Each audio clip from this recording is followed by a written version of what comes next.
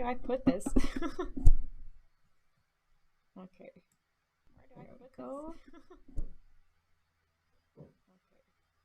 The sound, I believe we have it. Okay, not muted, not muted. Okay, here we go. Anyway, good morning, evening, or afternoon, or night, or wherever you are. I hope you are having an amazing weekend. Um, for me, it's so far been a good one. Definitely more productive than my last weekend, which definitely went the way it went. Why can I not hear anything? Am I muted? I shouldn't be muted. I think I should be fine, but for some reason I cannot hear myself. Can you guys hear me? I shouldn't be muted. I've been trying to access my sound through my huh. I've been trying to access so my weird. Sound through my okay. Huh. It's like my headphones have been causing some problems lately. I actually don't know if I'm going to use these or if I'm going to use my big ones. Like, these are okay, but for some reason, like, something happened to them. I think I'm running through my headphones way too fast, and the reason for that is probably that I don't know, not taking good enough care of my own headphones. Let me just change them real quick and see if that's what's causing the problems. That is so weird. Like, I'm sure you guys can hear me, but something, I don't know, like, I'm starting to not trust the earbuds at all. Like, they are, supposedly convenient, but sometimes they just, like, let you down after a couple of weeks. And I know I'm probably a little bit more rough when it comes to my own. Oh, you can hear me fine. Yeah, I assumed so. Hi, Daft, welcome back. I assume so. I think it's just me and my habits of destroying earbuds, because like I just kind of run through them. I don't know how. Like, I mean, they last for like about a month, and I don't know, like they're just no good after that. How are you doing? What's up? Anyway, I think I'm just gonna check the sound. Okay, there we go. Okay, so we actually do have sound, and everything is fine. It's just my headphones that are acting up. I don't know. Like, I don't know what kind of earbuds I need to have in order for this not to be happening. And the same thing was happening on my on my phone as well. I think I just kind of messed with the cable a little too much. Not really sure how to fix that, but we'll work on it. Anyway, this has been an awesome weekend so far. Yesterday, we made the Wildwood scrambled eggs for our cooking stream, and last night I got to go through most of the machinist job quests. I almost said role quests. I'm so obsessed with those role quests. I really want to get them done.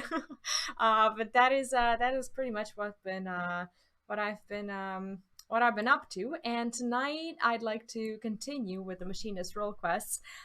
Soon, like as soon as I finish leveling machinist, I want to start with my any healer, right? So it's probably gonna be Sage, because I want to do the healer role quests that will finally bring me towards finishing all my role quests and finishing that big ass role quest that everyone is kind of talking about.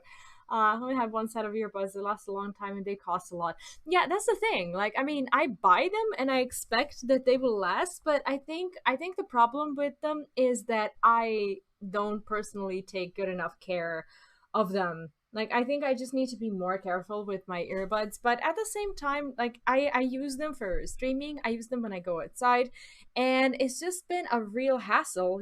I'm actually, like, when I go outside, I'm half tempted to just like take my editing headphones and use those, because apparently those are like the only good ones that I have. And for some reason my camera doesn't feel as focused today. Okay, am I blurry? I feel like I am. It's very hard to focus the camera from where I'm sitting, but we'll try. I don't know, like, because it responds to like human touch, right? And when I like, I don't know, touch a certain part on my camera, it like focuses that part. But like when I lean back, I feel like I'm blurred out. So hopefully, I don't know, hopefully it's fine. Hi Morgan, welcome back. Nearly lost my last ear, but like they're so easy to lose, to break. It's just that they're so annoying. Good morning, Lunette. Welcome back. It's like now I feel so weird about those that I have right now. It's like they're so big, and I wasn't planning on having them on my today's hairstyle. They are not a part of my headgear. I have two sets of them because I lost the box. Oh man, I see. Feels bad. Anyway, am I blurry? Is my camera blurry or not? Um for some reason I've been feeling like it is. But I think we're fine. I don't know. I'm just gonna drop it. I'm just gonna drop it. Anyway, I hope you've been well. Today we have a lot of videos to go through.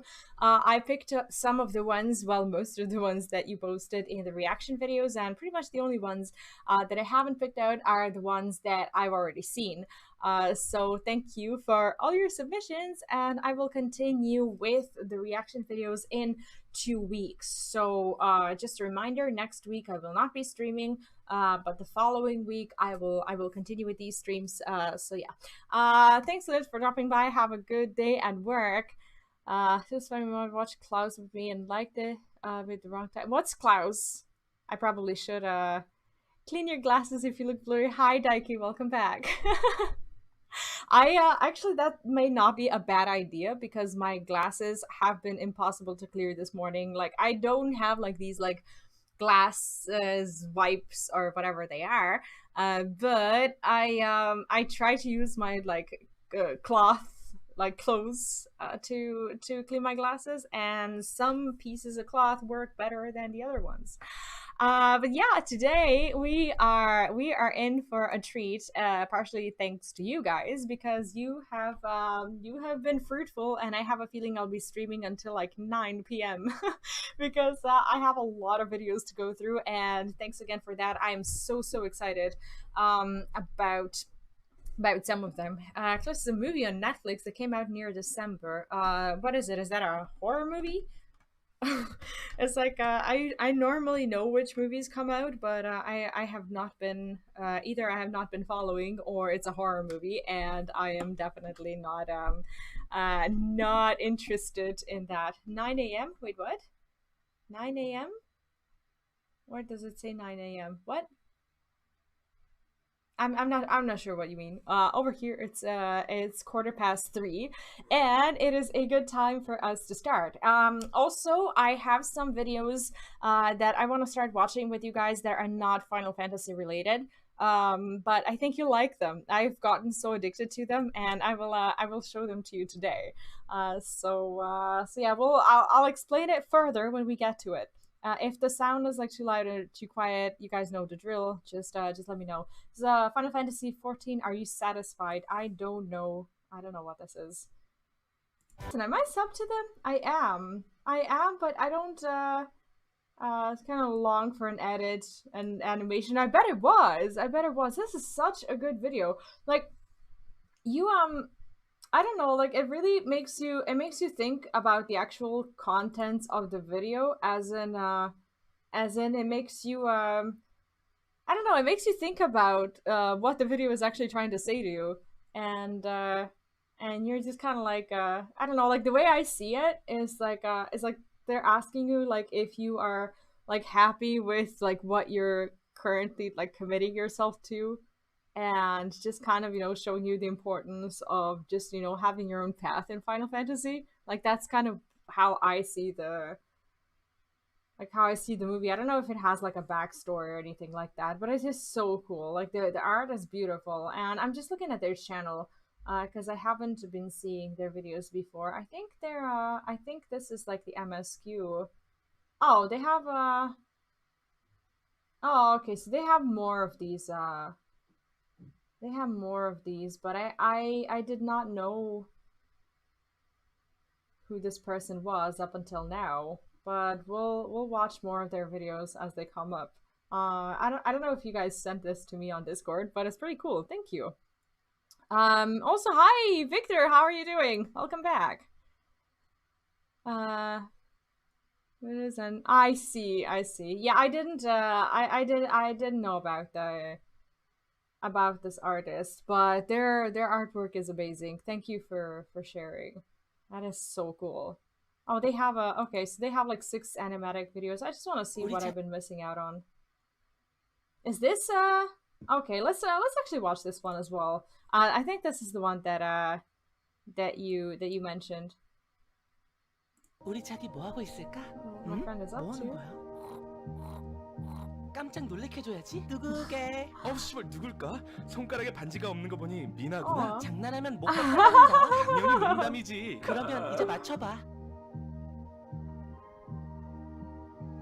야 자냐? 잠깐 졸았네. 요즘 너무 피곤해. 대답해. 질문이 뭐였지? 뭐긴 뭐야? 내가 누구냐고. 누구긴 누구야. 우리 자기지. 이 새끼 머리 쓰는 거 보소. 자기야 이제 손 치워줘. 눈알 뽑힐 것 같아. 자기 누구? 그게 무슨? Yeah, the text is the text goes very fast. I don't know if you guys can read it in time. I read fast so I can, but 딴지 같은 소리야. 자기가 누구냐니? 닥치고 이름 말해. 전화 찬스. 그딴 거 없어. 너 진짜 내가 모를 거라고 생각하는 거야? 수작 부리지 마 이 새끼야. 너 지금 나 의심하는 거야, 맞지? 이름 말하는 게 그렇게 어려워? 이건 이름의 문제가 아니야. 우리 신뢰의 문제지. 뭐냐 그래 끝까지 한번 가보자. 네가 내 이름 모른다에 내 왼쪽 엄지손가락 건다. 너는 뭐 걸래? 이렇게까지 피를 봐야겠어? 쫄리냐? 쫄리는 건 내가 아니라 너겠지. 이 새끼 쇠바닥 노리는 거 보소. 마지막 기회 줄 테니까 이 손 떼. 마지막 기회는 내가 너한테 주는 거야. 이제 so basically she's trying to see if Afino knows her name and he's like avoiding saying it. 더 이상 돌이킬 수 없어. 그래도 상관없는 거야? 뭐냐 내가 바라던 바다. 오늘 둘 중 하나는 뒤지는 거야. 셋세면 동시에 우리가 첫 키스했던 장소 말하는 거다. 고작 생각이 된다는 게 그거냐? 이런 귀여운 새끼. 쫄리면 돼지시던지. 아가리 그만 놀리고 시작하자. 하나, Wow. 둘. 기도하냐? That is so 가기 전에 cool. 마지막 한마디만 하게 해주라. 혀. 손이 많이 거칠어졌구나. 박효진. 틀렸어 이 개새끼. Oh gosh. Oh my god. He says Alice at the end. She's like, wrong answer. Oh my god. That is a bit disturbing, but overall insane. I'm gonna enjoy more of those later. Thanks for sharing. What is this? Final Fantasy XIV Ask Her Out.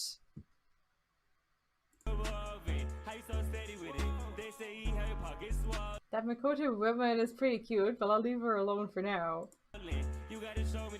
Ask her out. Yeah, we all know how that went.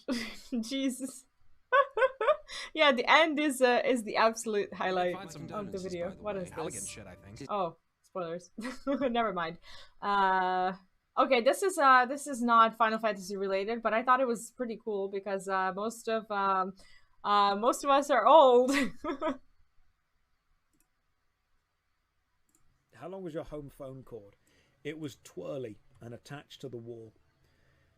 Doesn't everyone know how a rotary phone works? You know what? No, they don't. Because I once heard a child see a floppy disk and asked why someone 3D printed the save icon. You do have to ask yourself, why have we kept the floppy disk as the save icon when no one's used floppy disks in years? Like, most people even know what they are. It's like, what? When was the last time you used a floppy disk? Even if you work in IT, you don't use them. You really don't use them. No. They were cool though. They were really cool.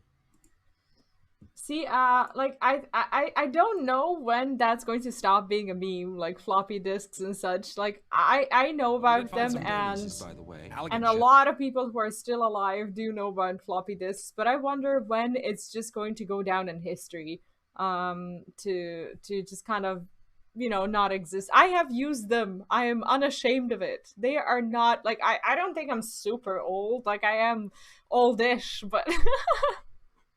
But not like super old. So I don't know, like if I was if I lived during the age where I was old enough to use floppy disks, that means that the meme is probably gonna stay around for a very long time still. Yeah, it was used in my school as well. Like, I mean, I don't know. Like, to me, they're normal, I guess. What is this? Titan-sized chicken nugget. Your chicken nugget squishy today. What is this? This is by Larry, and I normally trust Larry's videos, but I'm not sure if this is what you guys posted in Discord or not. How's the sound, by the way, today? Is it too loud, too quiet?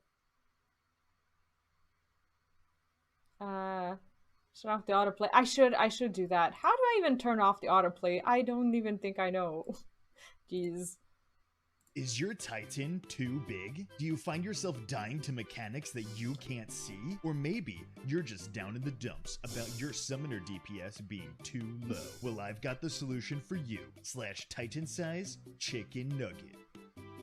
Yes, this is what peak performance looks like. Guaranteed to landslide your way past the competition and become the ultimate perfect The Legend summoner. Now you can be the one to tell your raid team to bow down over. Oh gosh. And when you're not being top of the charts, make sure to treat your chicken nugget right. Take him for That's long, so relaxing cute. walks, or sit on the beach and share your life dreams. Your chicken nugget has a luxurious, soft touch and can even be squished to your heart's content. Now who's getting mountain busted? Where can you get It this even thing? arrives in a handy carrying bag.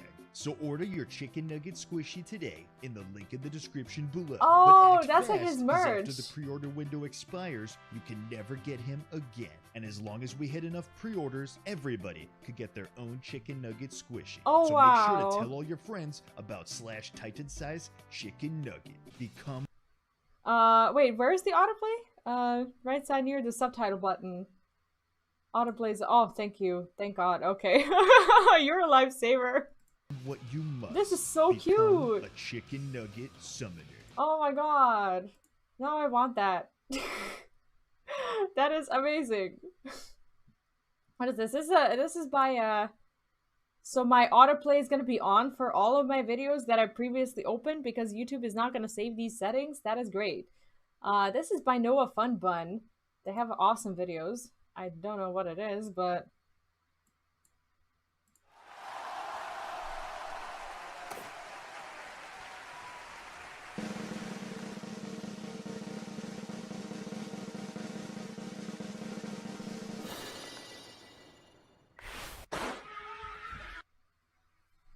oh gosh. Is that like the blue mage joke? That's cute. Oh, okay, so I'll just have to manually close it for everything. That is cute. Okay, so these are, okay, we'll watch these later. I want to watch some Final Fantasy videos first. Well, not just Final Fantasy, but all of the stuff that you guys posted.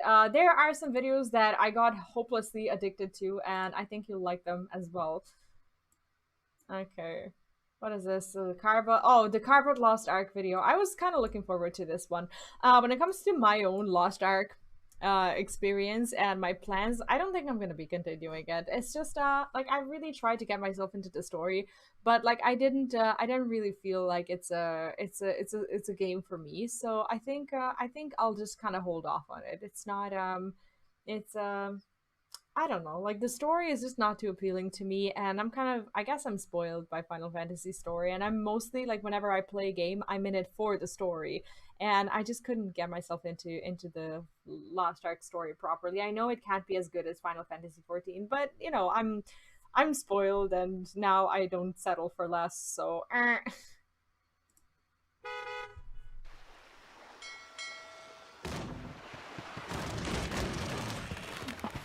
These weapons are huge.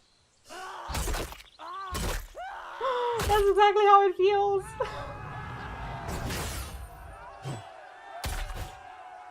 Oh gosh.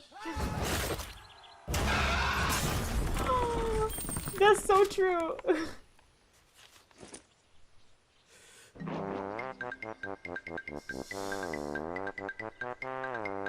My God.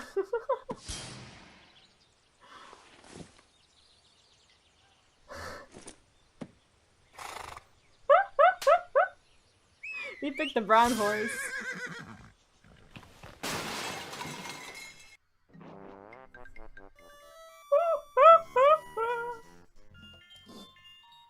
No, in all seriousness, this is exactly how Lost Ark feels at the very beginning. Like the combat though, the combat is absolutely captivating.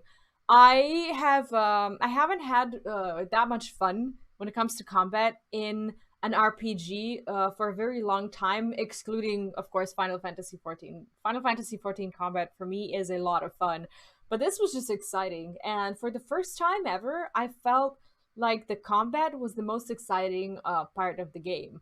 But if I'm just there to just like hack and slash, the game just kind of doesn't appeal to me long term as much as Final Fantasy would. Final Fantasy has good combat, but man, is the story amazing. So I don't know, like I just never, I don't know, I wasn't able to get into the game, but that's okay. To each their own, I suppose. It's a good one.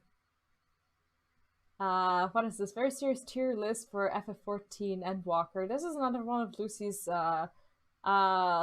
videos. This might contain Endwalker spoilers. Actually, I'm pretty sure it does. I'm not sure if this is about the jobs or not, but I kind of like her videos. I think this is gonna be fun.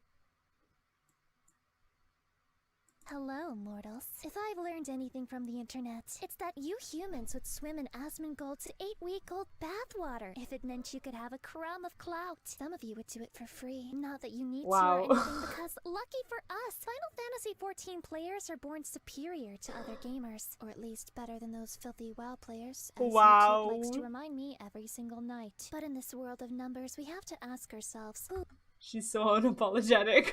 I love it. Who has the most clout? Who is cloudier than the rest? The cloudiest of them all, if you will. But that's an easy question to answer, because secretly, we all know only the best of the best jobs should be played, regardless of how much you like their playstyle or how fun it is to you, because meta is the means by which all is revealed. Yeah.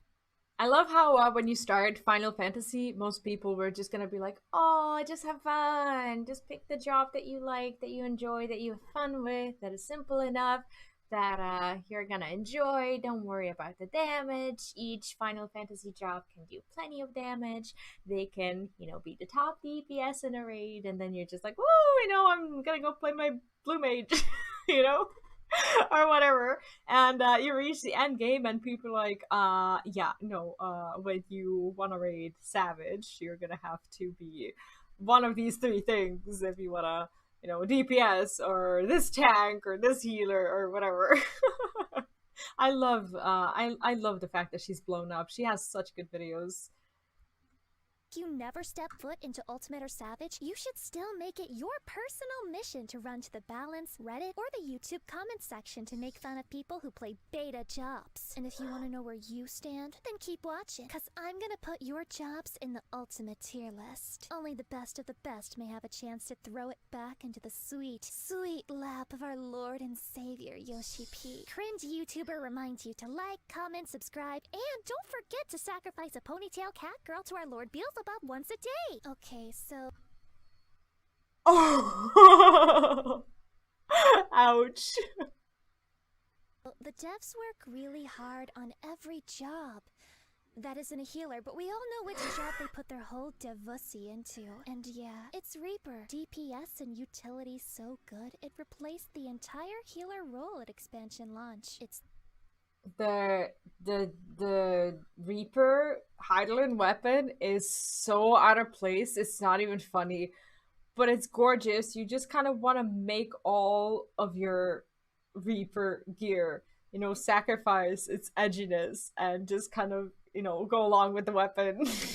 Utility so good, it replaced the entire healer role at expansion launch. It's their new child, the youngest of the bunch, which you can tell by the way it's extremely problematic and overtuned. But rather than taking their toys away, they kind of rolled their eyes and said, okay, we'll give the other job some extra toys, or whatever. In Yoshi P's will, he wrote that Reaper will receive his mansion, Monk will get his entire savings account, Samurai will get his car, and Ninja will get the coin collection he started in 1992 but stopped adding on to in 1999. 1993. And if you're wondering Oh where god. Dragoon factors into that equation, they don't. They've been disowned, and they wear that shit like it's a badge of honor, which means Dragoon is B tier. B for belongs to no bitch. But anyway, Reaper is S tier for stop overriding my arcane circle with your own, or I will come to your home in the middle of the night and I'll make you the star of my new film titled One Man, One Jar, the Remix. Monk would also be S tier because they can punch and kick the ever-loving shit out of you. Okay, is Monk actually good?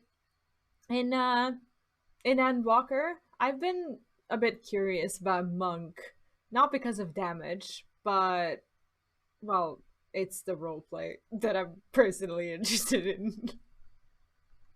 But they do it with complete calm and zen. Like, they use meditation stacks mid-fight. They're beating your ass with a straight face, not breaking a sweat. In tune with the energy of the universe and Buddha the entire time. They've never thrown their controller in a rage before.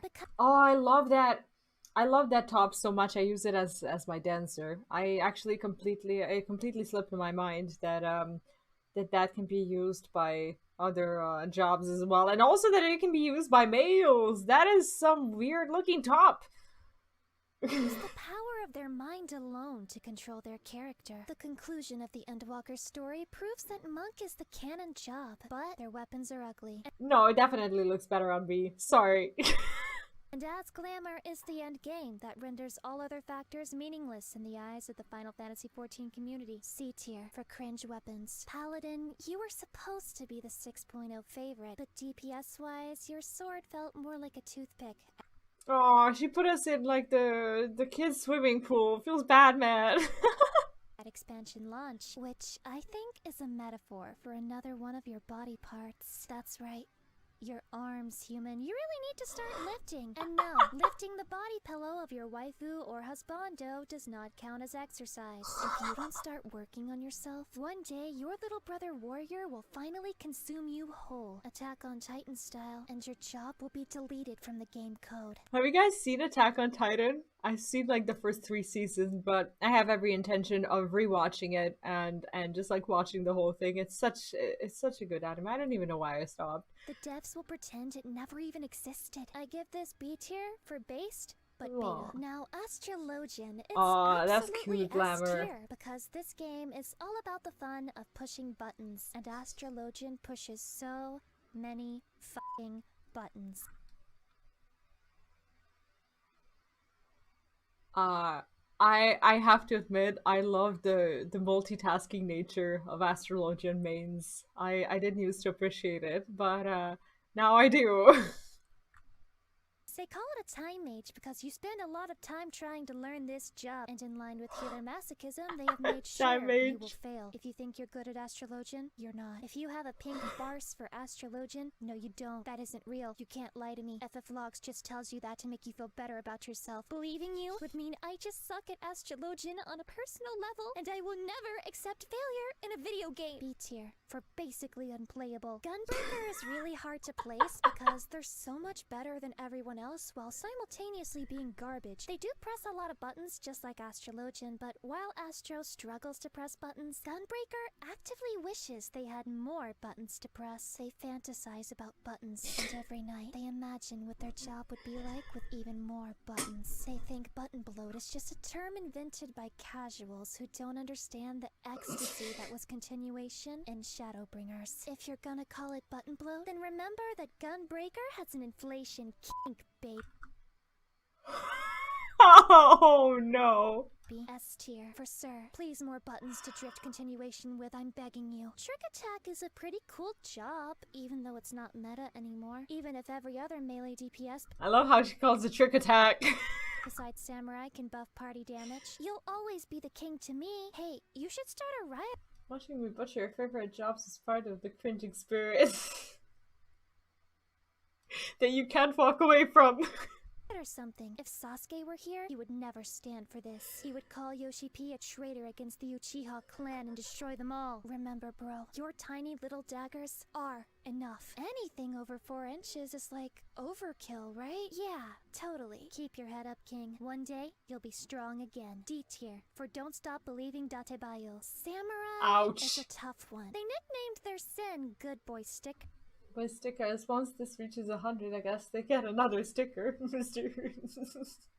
Which means their only reason for fighting is validation from their waifu. And that means samurais aren't plugged into the alpha male podcast that shuns such simpery. No hate to the podcasters, but on a personal level, I kinda like it. I speak for all women when I say I love the type of person who will slice a man apart just to make me smile. I'm not gonna go further down that line of thought here on YouTube. True. I've got other websites for the way that makes me feel. Anyway, they're S tier for Sussy Baka. Dancer kills by seducing both the enemy and the DPS they partner. Every time a samurai or a reaper sees a dancer, they begin foaming at the mouth. They drop to their knees and scream, "Please, ma'am, please spare a bit of dance tether. I swear I'll make your esprit proc so good. Just give me a chance." When a dancer is present, there's a 5% chance the boss will drop immediately out of pure arousal from looking at that generic Thavnarian bustier glamour. The entire player base is all so weak to dancer, it makes us look stupid. No one even cared that their DPS was low in 6.0, because they still wanted that partner status. A tier. For anything you want, milady. Just give me that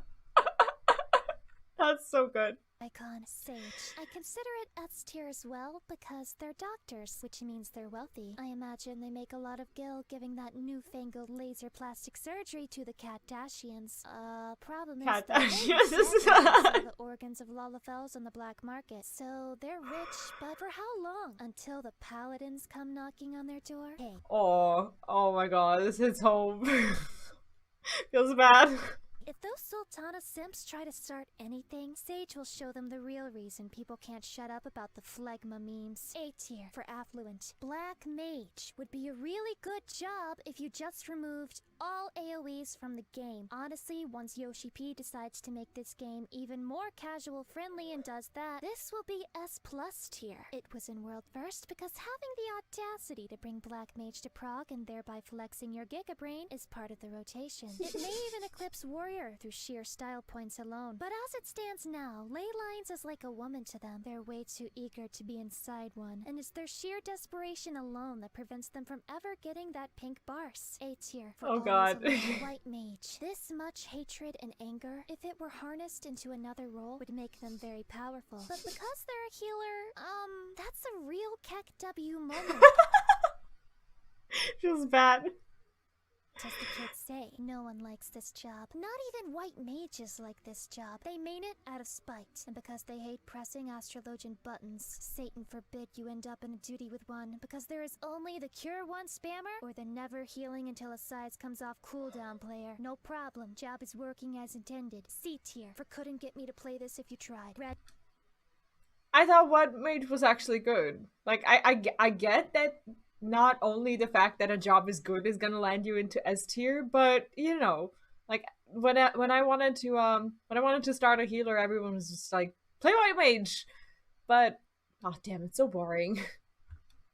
Instantly F tier because you have to balance your white and black mana, which is a horrible idea. You should only use black mana spells so you can be as far from white mage as you can possibly be. I should really apologize for that one. They've got one hand on your throat and the other's clutching your balls in a vice grip, cocking you into being 50% healer. It's sad. They made all of the spells look really cool just to lure you into a false sense of security, and then bam, you have Forays. Disgusting. By the way, you should totally keep spamming Vercure on the tank when they go under 70% HP. The healer definitely appreciates it. F tier for fashionable, fancy, and forced humiliation tag on AO3. I don't know why people are surprised that Dark Knight has higher DPS this expansion, because everyone knows hitting the same buttons but harder means you do more damage. And believe me, the rage caused by playing this job will have you replacing your keyboard by the end of the tier. This job doesn't even want to be on the list because they hate conformity. They don't want to be labeled. Labels are for soup cans, XD. But that's all a front. Deep down inside, they would feel really flattered if they were on America's Most Wanted list. This is because they love the idea of being a vigilante, even though they are also a big fan of helping other people and being the picture of a Redditor nice guy or gal trademark, which actually means they're more paladin than paladin itself.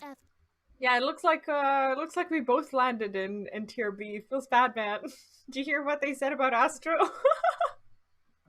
tier for failure to be sufficiently edgy. Better luck next time. Summoner looks like it's S tier because it gives you access to Dom Daddy Titan, but is actually F tier because it forces you to summon other things like stupid Bahamut and silly Phoenix. That's extremely cringe, and that means a lot coming from me. I don't know why anyone would ever want anything other than 100 McNuggets stacked on top of each other. D tier for D's Nugs. You were saved from F tier because you have a Catboy icon. But wait, that means it's actually F tier because Daddy Titan will never love you as much as he loves his Omega Catboy. Ouch. Wow. Like, she's like the Eminem of the Final Fantasy scene. She just, like, unapologetically calls out everyone in her videos. So yeah, it's F tier for fucking crushing my hopes and dreams. I will not put Blue Mage on this list because I stick by my principles. Blue Mages, you know what you did? Don't at me, don't even look at me. And if you want to be on this list, beg for it. Bard, this is S tier, and here's why. Imagine you're an enemy monster. Wait, no. Imagine you're fucking Bahamut, and this little dude with a flute and some arrows he got 8 years ago from a cat girl he may or may not have had carnal relations with in the Archers Guild. That person sings a little merry jig and is your downfall. You would be embarrassed to say the least. Only Chads play this job, and because it does the best damage out of all the ranged DPS, that makes it the best. That's what Reddit told me anyway, and Reddit is always correct. Oh, S tier for Standstall. Machinist brought a gun to a knife fight, and a chainsaw, and a flamethrower. Basically, they brought the whole arsenal, and they still couldn't win against a guy with a bow harp. D tier. Like, is every job that I want to play and enjoy it bad? For down bad, atrociously. No, I'm sorry. I don't have anything else to say other than I hope the devs give you their meaty drill and it's full of potency buffs. Scholar, you brag about the fact that the fairy does all the healing. I mean, you think it's cool you just cast Broil and let the fairy cuck you out of your own role harder than the job designers did in the first place? Absolutely not. Cuck tier. And I'm just here to remind you that Eos will never make you a part of her dominatrix harem. Oh, what's that? Oh fuck, they're pulling out the Uno reverse card. Now we're the cucks because Scholar suffers from never not being meta. This experience told me no. Oh god. Syndrome. I should have seen this coming. You can never trust a Scholar main. Prepare for another 2 years of the chain stratagem dictatorship. Warrior is all 3 rules wrapped up into one, which would normally make it S tier, but now they're capable of spinning the boss around during a cleave, killing everyone in the party, and then soloing the boss from 95% until death, taking up 30 minutes of your life. Every time you queue in with a warrior, you are being cooked. No wonder Scholar likes them so much. Imagine being a game developer and you consider benediction such an overpowered skill that, like, warriors historically have been World of Warcraft's baby for like years and years, and never have I ever thought that when I switched to FF that warriors would be Final Fantasy's baby too. only one healer has it. It's on a 3-minute cooldown, and the animation delay can actually let the target perish before it even I thought they goes were off. bad. And you just give Warrior 4 of those babies on a 25-second cooldown. Amazing. I give them Warrior tier because no one else comes close. This is Warrior's game, and you should all say thank you for letting us play in it. So yeah, this is the ultimate Final Fantasy XIV tier list. That's right, I've settled it. You no longer need to watch any other tier list videos because they have no idea what they're talking about. They use worthless metrics like damage output and utility, but I use the clout meter, which is what gamers really care about. I mean, would you take the opinion of some guy with a deep monotone voice over mine? Don't be silly. You may not like the current state of the meta. I love how, like, Chair gets called out every few minutes. Feels bad. I don't know who I like more. I honestly don't. But this is what peak degeneracy looks like. Now post your own job in the comments so we can point and laugh at you, nerd. What? It looks like. Now post your own job in the comments so we can point and laugh at you, nerd. This is the part where I beg you not to take this strap seriously. Introduction to the metaverse. For the low tiers, never fret. I brought a hearse. Say goodbye. It's an outcome you can't reverse. Try to run, and I promise the end will be much worse. If you're not a warrior, then you're on the chopping block. And if you're not a black mage, and you're in... She seems to agree with you about warrior. It's on the clock. And if you're not a reaper, then you're in for a shock, cause this job's got the meta solid unlock. I'm gonna take it for someone who's never done anything on week 1 ever. I got all this info from Reddit and YouTube, so I'm pretty sure it's accurate. What could go wrong?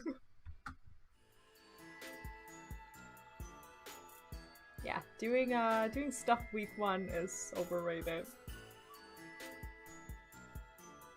That was a good one. Yeah, I thought I was gonna go brrr as Pally. What a disappointment, huh? This is okay, which one? Okay, these are the, okay, let me rejoin this. Rearrange this a little bit. There are some videos that I've been wanting to watch with you guys. I've been getting hopelessly addicted to them, and it might not be something that that you care about at all. But now that I got you watching Final Fantasy videos, you're gonna be watching something else as well. They're not long. They're not long, but they're fun. So I got myself kind of addicted to Psych2Go, and it's a channel.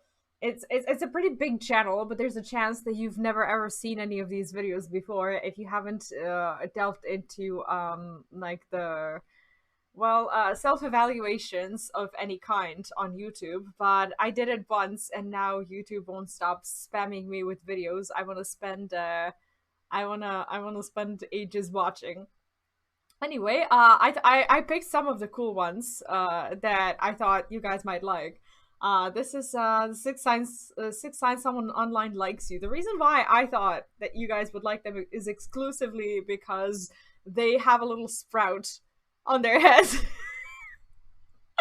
No, just kidding. The animations are great, and yes, they are serious videos, but like I kind of I don't know, I wanted to break the monotony a little bit and watch something fun with you guys as well. So yeah, let's go watch them. Do you guys wanna have the captions? Probably not. I'm just gonna turn them off. It doesn't matter. If the sound is like too quiet, let me know, because they can kind of have a little bit of a quiet voice. I think this will be fun. So you've been chatting with someone online when you start to get a feeling in the pit of your stomach. No, it's not last night's burritos kicking in. It's butterflies. Well, here are 6 signs. Sometimes those butterflies have like little tanks and like go around and like shoot everything on sight. Gets pretty bad. Someone online likes you. Number 1, they'll often use the social media platform that you prefer. I guess that's true, because that's pretty much the equivalent of them sitting at your table if they find you eating alone in a canteen. You're not alone if you're on social media, but I guess that's it. So you have your social media platform of choice. You're comfortable Discord. sending the good old GIF, or is it GIF, and meme from there. And you think there's no way you'd turn to another social media site. That is, until you get a text from your crush saying that they're more often on another one. Time to install. See, that's how people get you to develop these habits. Like you, let's say you never really have had a habit of like, I don't know, sending like Insta memes or pictures or whatever to someone's inbox. And then once they start doing it, that suddenly becomes like your daily routine and you can no longer live without it. Oh. The thing is, when people often have a crush, they'll want to please them by doing what's comfortable for them. If that means simply downloading another app to text on, easy peasy lemon squeezy.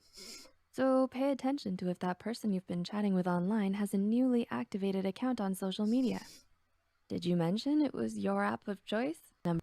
Does this count in games as well? Like, would games technically for a world of gamers be counted as accounts on social media? Like, if someone starts playing a game because of you, especially if it's like an MMORPG, I guess so. I'm pretty sure that counts. They crack a few jokes and attempt to make you smile or laugh. Well, yeah, of course. Crack a few jokes and attempt to make you smile or laugh. So you're texting this person, and they suddenly send you a giraffe meme. You don't know where they got this idea that you love giraffes or that you're a meme fanatic, but you love it. But they're right. You'll ride a giraffe to your honeymoon. Oh, okay. Let's take it easy. But it's nice to know that they're trying to make you smile. If you find they're cracking a few jokes, sharing silly photos of themselves, or sending a few funny GIFs, or GIFs, or memes, they're likely putting in that extra effort of finding the most hilarious thing because they're trying to get you to laugh or... Oh my god, sometimes when you really care about someone, do you know how hard it is to find like a perfect GIF? Do GIF, maybe. Like sometimes like those mundane decisions become like the toughest of choices, and you can like scroll for like 15 or 20 minutes through all the GIFs and try to find the one that you want to send, and by the time you find one, you've already moved on from the conversation, and the GIF that you've been wanting to send makes no sense anymore. It feels so bad. Smile. Because why wouldn't you want the person you like to smile? They respond fast. Oh yeah. How fast does your crush respond to your texts? Do they leave you on read? For hours? If someone genuinely likes you, they won't. I feel like this is like the 2000s meta. Like, do you remember like when like all the magazines back then, there were magazines that we actually used to read, right? They would say like, oh yeah, play hard to get. Don't start responding to your crush's text straight away. They'll not want you as much. But I feel like today's everyone just kind of responds to messages because of like, I don't know, fear of competition, maybe. Won't want to leave you waiting if they're not busy. If they have time to talk to you and want to talk to you, they will respond quickly to your messages. Many people have busy lives or hectic schedules, so don't take offense if they don't always respond right away. Your schedules may simply not match, but a good friend will generally let you know when they suddenly disappear from the online conversation. Or they will sneak around with their phone on and try to text you, even if it costs them their life. Or if they've been busy in a short or lengthy response later. And if they really like you, they'll make sure to keep the conversation going when they're not busy. Which brings me to my next point. Number 4, they continue with the conversation and add to it. Does your online crush add their thoughts to your conversations? Or do they only provide minimal responses? Sometimes they're simply... I'd say that this is not necessarily a sign of someone liking you. Someone can just kind of be a good friend or a good conversationalist. Is that how you say it? I don't know. But like sometimes you can just like be talking to someone really pleasant. It doesn't necessarily mean that they like you, but if the person likes you, they are for sure going to do that. Really not a lot to talk about. And it can be a bit nerve-wracking thinking of what topic to bring up next when you're anxious about liking someone. But a good friend will generally try to keep the conversation going if they're not too busy. This could mean bringing up things about their day, interesting comments on a show they're watching, or even sending those funny giraffe memes we talked about. They'll simply make an excuse to talk to you. And once you start talking, they'll generally put I like oranges. How about you? That's hilarious. in a bit of effort into keeping the conversation going. I love pineapple. That is, if you put some effort in too. If you don't, they may be wondering if you like them as much as they like you. Simply put, if you're having a fun time talking to them, casually let them know. Romance is soon to follow if you both like each other and express it. Number 5, they show interest in what you text. So you just sent a long 3-paragraph meaning of life. Like, these guys are awesome. Explanation on the meaning of life. Ignore what context. And you eagerly wait for their reply. Typing, K. That is exactly how it goes. Isn't it? They respond with K. Bruh. That's If horrible. who you're texting shows minimal responsiveness and generally no interest in your opinions or thoughts, they probably aren't feeling it. If someone likes you, they'll generally want to know how you're doing. Oh, dude, don't even get me started on songs. I thought I was done with sending my songs that express my feelings to people. I thought I was never gonna go back to it. Yet here we are. Like, how are you today? Or a follow-up question to what you discussed yesterday are all good signs. And if you express your opinion... Oh, he said want to play. Like, I have a sneaking suspicion that this person actually is a gamer because they use these, like, I don't know, like, they use the Discord logo, and sometimes they use, like, well, things in their videos that just kind of feel like they're close to us. So, I don't know. What do you guys think? On a personal topic or even a random one, they generally give you some sort of excitement or thoughtful response if they like you. If they show interest in what you have to say and you display interest in what they're sharing with you, it sounds like it's time to let them know you'd like to explore a more romantic Aw, relationship with them. that's cute. And number 6, they often initiate the conversation. Does your crush text you often? Do you both check in on each other each week? Or See, they say yo too. Yo is not unromantic. even day to day? Someone who's interested in you actually texts back. And they'll often initiate the conversation just as much as you do, if not more. Remember the whole "how are you" checkup text we mentioned? People often text that or something similar when they like someone. You should too. But if they also strike up a conversation on an interesting topic frequently, they're likely into either being friends or romantic partners. I think we're hoping for the latter in this case. Maybe you both have similar interests or hobbies. If so, they will likely want to text you about them and start up a conversation about these topics. More importantly, if you text them often as well, they... See, they used another like gaming reference. They did say like, let's play a game. Like I think this person is a gamer, to be honest. Makes me like their videos even more. They help you with your homework. They make sure you don't fall out of touch. Every healthy relationship requires good communication, so pay attention to if they actually communicate with you. And when in doubt, try simply asking them so you're both on the same page. Aww. Or send a giraffe meme. You know what? The asking is probably better for the context. So you... Yeah, it's probably... Oh, you only started watching. I see. No, these are good videos. Like I've been getting so addicted to Psych2Go. Is this something you guys even wanna see more of?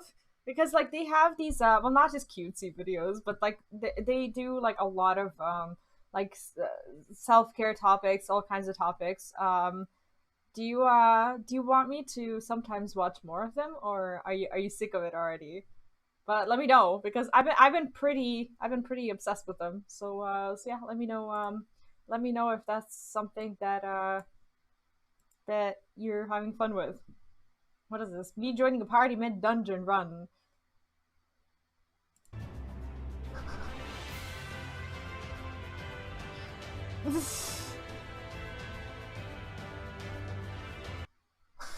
That's cute. What is this? Okay, we'll watch them later.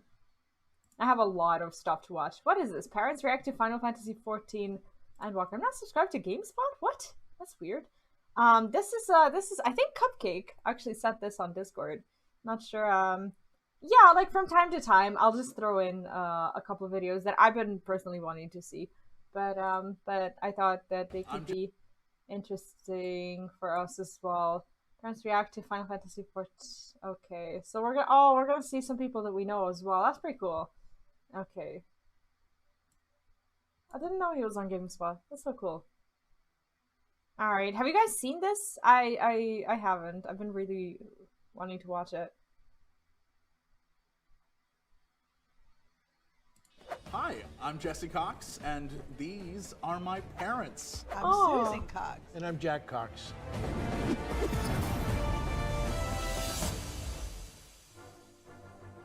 What do you know about Final Fantasy? It sounds like it's the last one of whatever it is. You're actually kind of right. Final Fantasy. Yeah, 16 last ones. The very first one was the developer's last attempt at a game before they were like, we're gonna quit. So it was their final attempt at a game. Did they do any other games? Yeah, it was very successful. So it's not the Final Fantasy then? No, how ironic. Based on this name, Final Fantasy Endwalker.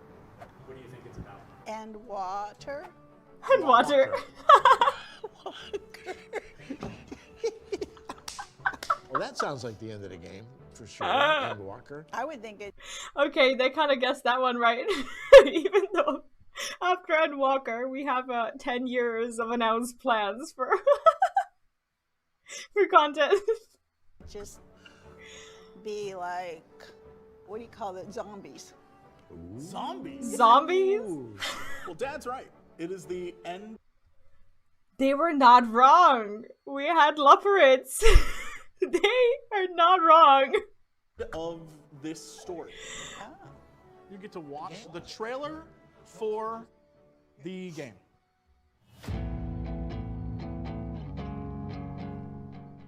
Ooh. Ooh, he's cute. He is.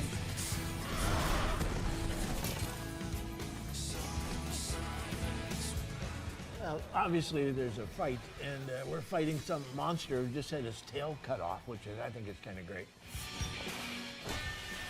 They're so precious. What? Oh, why that man has a tie on? He has a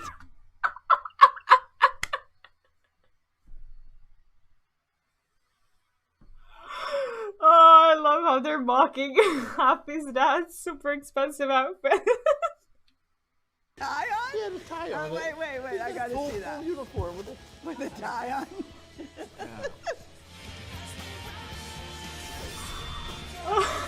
Oh, so this is a war for the world. That's why it's called Endwalker. It is. In Endwalker, Yeah. there are new primals, and this is one. What do you think of this? Oh, I'd say, here's my money. Here's the keys to my car. And let me show you where it's parked. Yeah. Let me show you where it's parked. This guy's the best. Another thing that you can do now, you can also run dungeons and raids. I know what a raid is. What is a raid? A raid is when you go and try and kill a bunch of other people. It's not bad. All right, so I'm going to show you a part of a dungeon from Endwalker. This is the Tower of Zot. It's colorful. It's looks like there's a lot of activity taking place. Somebody's killing somebody else, it looks like, in here. This is the boss in the middle. They've got to get him. These are people actually playing right now? Yes. But what is a boss?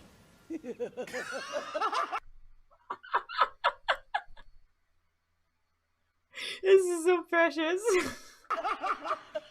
Wow. So we got to experience a little bit of Final Fantasy XIV Endwalker. Let's create a character for you. Where's the ones that had the bunny ears? Down here? Oh, Viera. Yeah. You wanna be a do bunny ear? Let's do bunny. Okay. I want it to be kind of gross. Gross? Big and gross.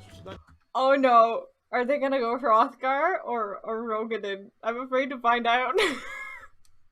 Just a little tiny, All right. sweet. I don't want to be gross. We like gross. No?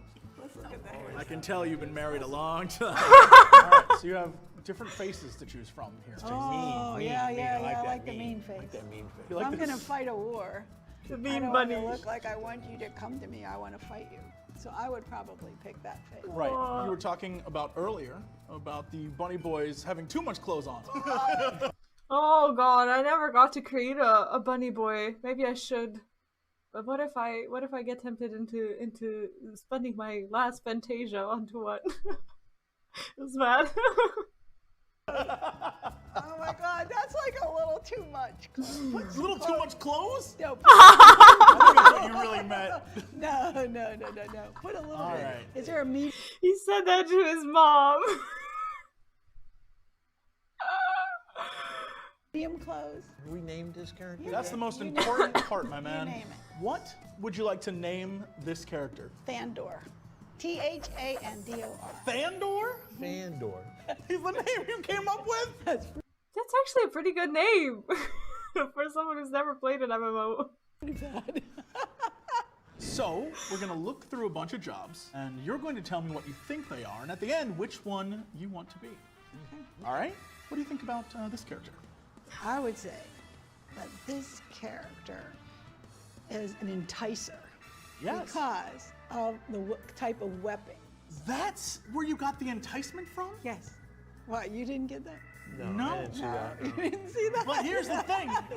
Yeah, like she just like instantly thought of a super epic name to name her character. I could never do that. I'm just V. You somehow got there because that's a dancer. And it's a ranged physical DPS. What do you think DPS stands for? Dangerous person of substance.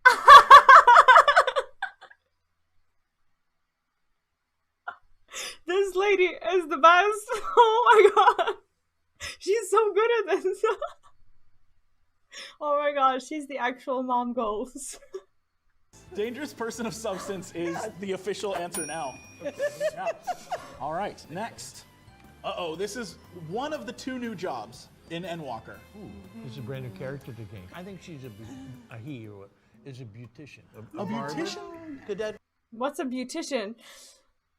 Those are like all the barber's tools, the razors and stuff. No, There's just, that's not what it is. no? Thinking about Merlin, that kind of thing. Do you know what I'm trying to say? I'm blown away right now because this is a sage. Very Merlin-esque, I would Yes. say. Did I say doctor?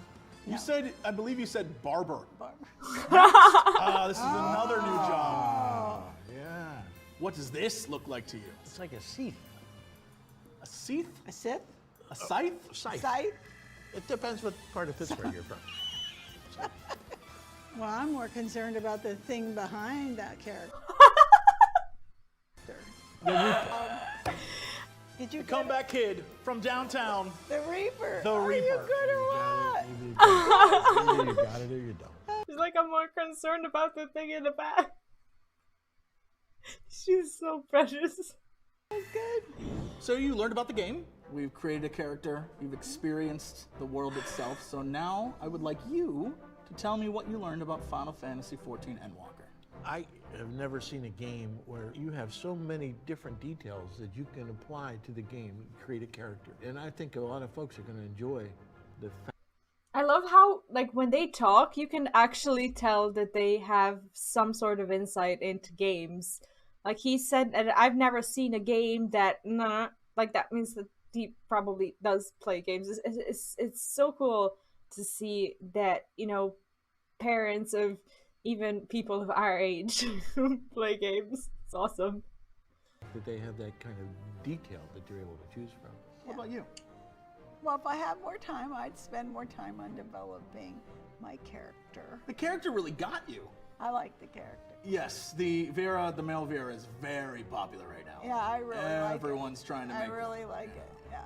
Final Fantasy XIV Endwalker is available now to download and play. Oh my god. This is the best video ever. Thanks for sharing. That was so cool. What is this? The Final Fantasy XIV, the Lalafell experience. Those parents, like, these are the kind of parents we all strive to be, right? So a while ago, I challenged my viewers to see if they could score high on an FF14 trivia test. And it turns out that I severely underestimated all of them. I meant that I went really easy on all of them. Out of 30 questions... Which outquest does Y'shtola's sister appear in? Oh, okay, so that was like a chat quiz, I see. They achieved an impressive score of 28, which means that I lost. And as punishment, they got to vote on what race I become for the next week. Chat destroyed me and I have a Fantasia ready. Can't make more than 5 options to comment. 1 if you want her. The coattails. Okay, I see. Oh, my Lala. And in the end, perhaps in true meme fashion, Lalafell was the most voted race. So here is me before, as perfection, and here is me now, as a literal potato. But perhaps it wasn't as bad as I thought. As much as I miss my aura, I could not stop laughing like an idiot to literally anything my Lalafell would do in the game. Be it running, walking, jumping, using emotes. Something about being a Lalafell was just really silly and funny to me. The good stuff. Let's start with the good stuff, the perks. Perhaps the biggest perk of being a Lalafell is that suddenly everyone wants to pet you. I am more popular now because I am small. Wait, that sounds weird. But anyways, it is kind of crazy how everywhere I go, people would ask, "Can I pet the Lala, please?" Aww. to pet me, and then proceed to get really mad when I start running away from them. You can use this to your advantage by asking for unreasonable things from people just to let them pet you. What do I get in return? I have money. I don't need money. What about my house? I already have a house. I'm my firstborn. Not quite enough. We'll pass on weapon Gopher and before Savage. That's awesome. pet you. This could be Gil. How is that more valuable than than one's firstborn? Their house, their firstborn, their weekly roll on the weapon coffer in P4S. Anything you want. Now I think about it, maybe that's why all the Lalafels in this game are rich. Another perk of being a Lalafel is that you are actually super hard to click on in PvP. I usually play tanking PvP, and I can tell you that I have absolutely... Do people not normally just click on the nameplates rather than a character? no idea what I'm doing.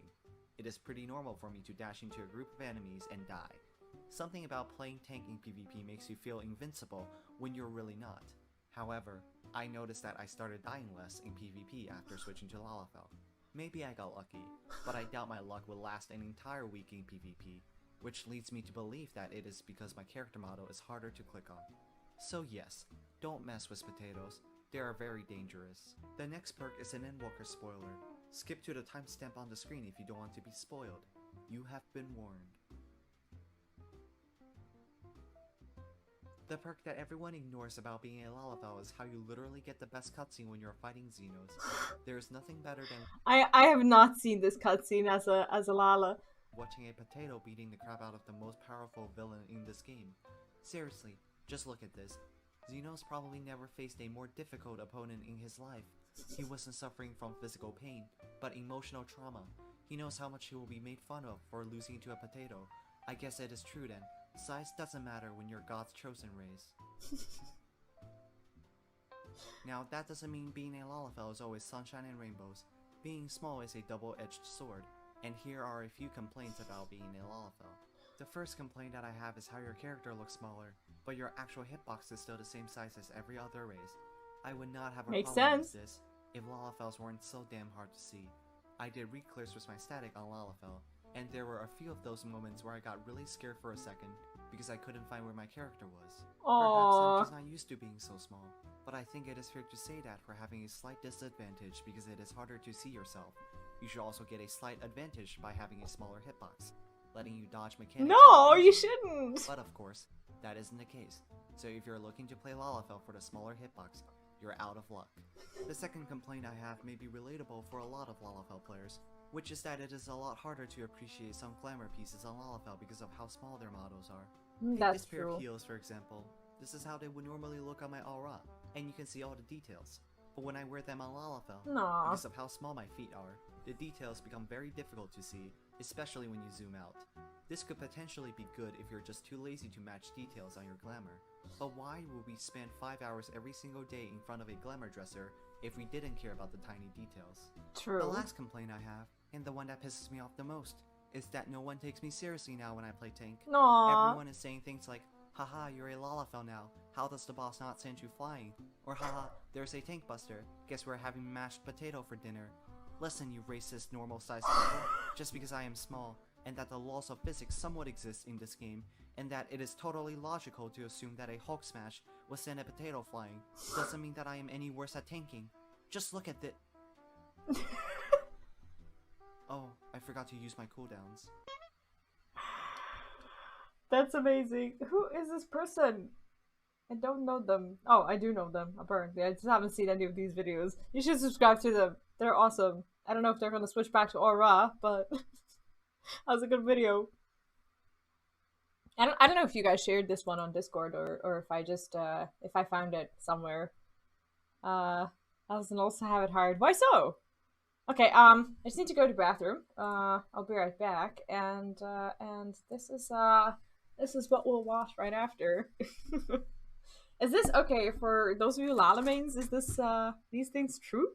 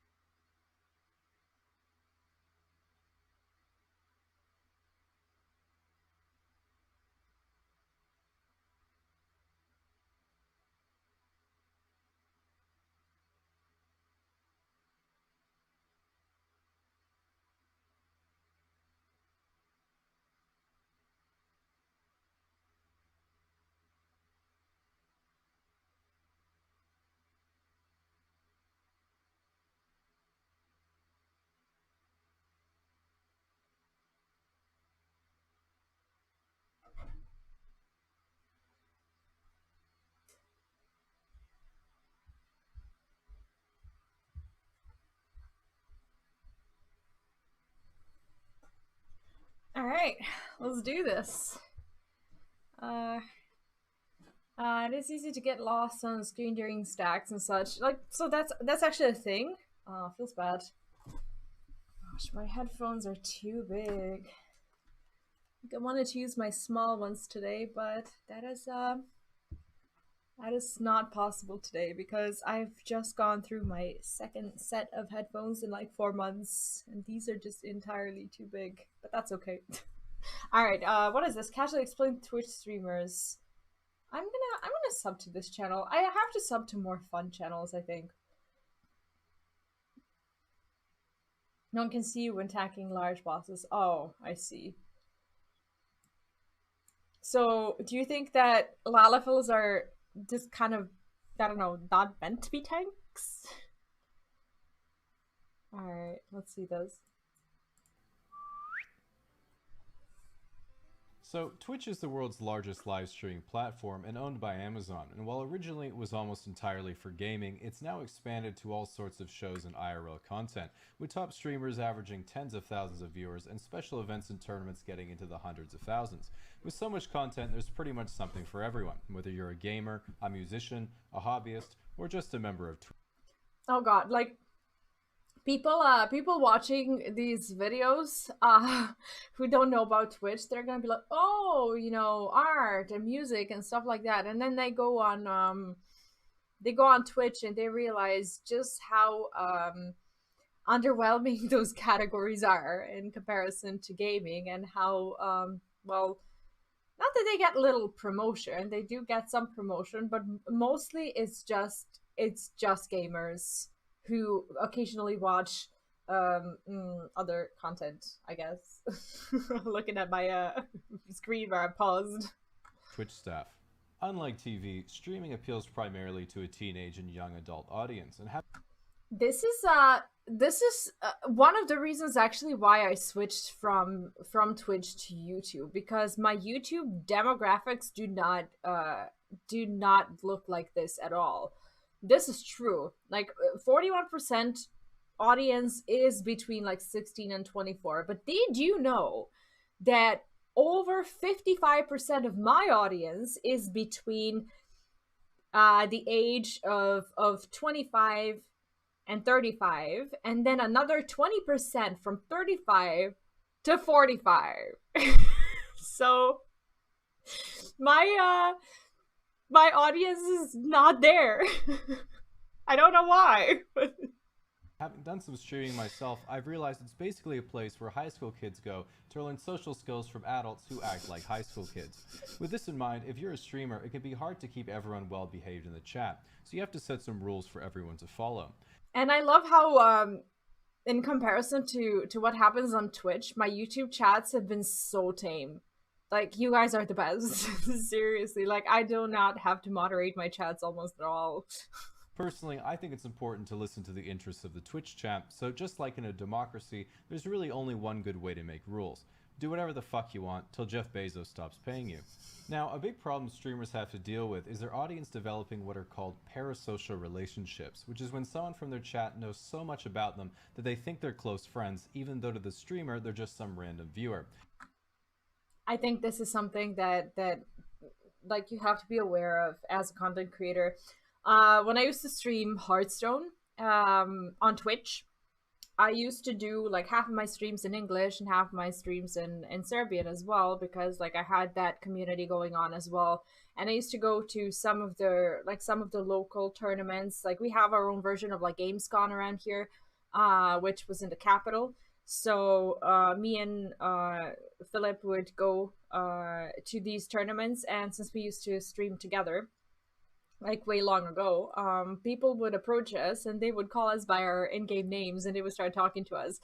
And there were times when I'd get so freaked out. I'd be like, who are you exactly? Like sometimes people just kind of approach you and they talk to you like they've known you for ages, and they're like, oh, I'm, you know, and they say the name and they're like this person who's been hanging out in a chat forever, and they're like, oh, you know, but like in reality you know nothing about them, and that's when it hits you.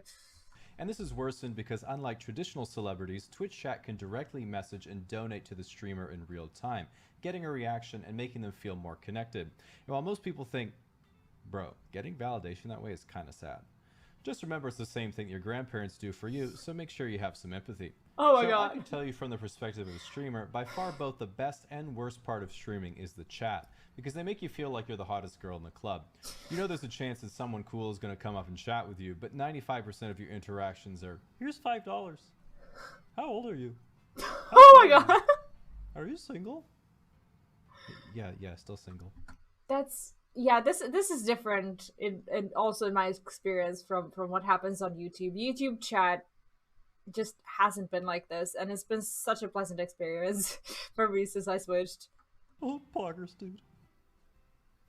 Relatedly, because so many Twitch viewers are young males, a big topic of conversation in the gaming community is always female streamers. And frankly, female streamers have it rough on Twitch. Not financially, of course, but in terms of being treated like a human being. This is because of the well-known fact that if you donate all your pocket money for that month to a female streamer, they are now legally obligated to be your girlfriend. I'm not saying it's fair or just, but I am saying I will also do anything. That's not the way it goes. Nevertheless, regardless of whether someone is a pro gamer or you just have a crush on them, at the end of the day, streaming is all about entertainment, and you can watch and support whoever you want. But at least be honest with yourself about it. I've seen people be like, oh yeah, she does like yoga at the beach and... What the hell is this? Am I like super naive for not even realizing what I've donated because she obviously can't afford a proper outfit, and I've been trying to learn yoga myself, you know. Yeah, okay, buddy, and I'm a tier 3 sub to Hassan for his political views. And we're back. Thanks for unpausing the video, Hassan. Now, one thing Twitch is certainly known for is its drama. This is because 98% of all Twitch viewership is concentrated in the top 50 streamers, so they all know and interact with each other. And there's no better place to stay up to date on the latest streamer shenanigans than Reddit's livestream fail. Now, despite its name, LSF isn't just a place to post funny livestream blunders, it is in fact a constantly updated gossip magazine for teenage lore masters to turn the lives of famous streamers into choose-your-own-adventure K-dramas. Imagine someone in the chat is like, hey streamer, you just made a big mistake. And you're like, what? Why is this person's like looking up Pokemon lawyer fees? Jesus. What did I do? But nice try, liar. You should have said you were innocent before you were accused of being guilty. Now your Twitter notifications look like this, and the top LSF post is... Actually explain how to affair with my mom. 6 months of scandalous DMs the OP found in their Photoshop folder. Every other streamer is giving their lengthy criticism of your entire character. Still hasn't hosted that StarCraft tournament he promised. Should have known this was next. Trusted that guy since he talked shit about Survivor. For 15 seconds after asking chat what they thought you did. Then only once the entire subreddit is filled with clips destroying your life, Asmund Gold says, perhaps we should wait for more information before we jump to conclusions. Which in a complete turn of events completely stunlocks the entire community who have been starved for such wisdom their entire lives. This effect lasts for a day or two until Destiny absolutely obliterates you for apologizing wrong. You announce you're taking a mental health break from streaming by streaming on your other account, and you begin planning your redemption arc with Dr. K. Now, one of the reasons why I'm a terrible streamer is because I'm never up to date with the latest meta, which is whatever the going trend on the website is that gets the most views. Like when Among Us became popular, I was like, probably just gonna be a fad like Bean Race. Then a couple months later, I was like, well, I can't learn it now, it's just the end of the life cycle. And then a month after that, I was like, okay, fine, I'll buy it. And then right when I buy it, everyone quits and starts playing Rust. And then when I spent 3 months going through the same process, right when I decided to buy it, everyone just quits to play GTA. This has been the story of my life when I was trying to do variety. Like, I was a very bad variety streamer because I don't often like take these like leaps and risks, not because of well, it's not about buying the game, but it's about like kind of, you know, loyalty and thinking about like whether or not it's like worth the risk and whether or not you're gonna like the game or not. So I'm having a hard time trying something new because I'm kind of a creature of habit. So when I get attached to, you know, my one and only MMO, I just kind of stay there. So I don't know, like my Destiny has never been variety. I did try, but then I was just like, okay, I'm just gonna buy a bunch of games. I'm not gonna like half of them, and the other half the community's not gonna like. So you know, I have a very bad sense of judgment when it comes to that. Like, okay, the next trend that comes around, I'm completely ignoring it. I'm not wasting any more money. So of course, what was the next trend I missed out on? Fucking GameStop. Then right when I'm ordering my inflatables for the hot tub meta, guess what the new trend is now? leaving Twitch to stream on YouTube. It was right in front of me the whole time. But now the tables have turned. Once everyone's a YouTuber, guess who's going to have all the power to decide the matter then? That's right, ExpressVPN, the VPN that allows you to reroute your connection to over 90 countries throughout the world. It's a good way to make it ad. And if you're like me and don't want people hacking into or accessing your Twitter DMs, not because there's anything scandalous in there, but because you wish there was, ExpressVPN allows you to funnel your data through an encrypted connection so that no one's able to access your email, password, or any of your juicy data for all your online accounts, which can be much more vulnerable on an unencrypted. Yeah, like if I was to treat my relationships the way I treat new games that I want to play, I would be a single cat lady forever without the cats, because I don't like cats. But like, you know, sometimes you have to like risk a little bit and like take the leap. But I don't take leaps when it comes to, you know, the games. I don't like having these like casual dates with like other games if I already have a game that I like. So it's very hard for me. Connection. So I like to use this when I'm in a cafe or on public Wi-Fi. Personally, I've had ExpressVPN long enough. I've tried it for just about everything, and my favorite use case is still accessing location-specific content I otherwise wouldn't have been able to watch, like rerouting my connection to the UK to watch South Park on Netflix, or you can also switch you can't to do the US that in the to watch States? Saturday Night Live on YouTube. I also like using it to keep anything out of my history that I don't want anyone to see, a critical mistake of many streamers. So if you'd like to find out how you can get 3 months for free, head over to expressvpn.com/casually explained. Oh, that's cool music. That's it. I was like waiting for him to continue the video. Casually I did. explain Oh, I uploading thought video I to turned off streamers? the. Wait, really? Oh, jeez. I thought I turned off the autoplay. Oh, I turned it off for like all the rest of the stuff that I've Okay, never mind. Oh, this is okay. This is another video. Like I know that you guys are gonna get tired of these pretty soon, but I've been wanting to watch a ton of these, and today's stream is probably gonna be a little bit of a longer one because I have a ton of videos that I've been wanting to go through with you. So I'm not sure if I'm gonna watch all of them, but I want to watch most of them. So we got time. Don't worry.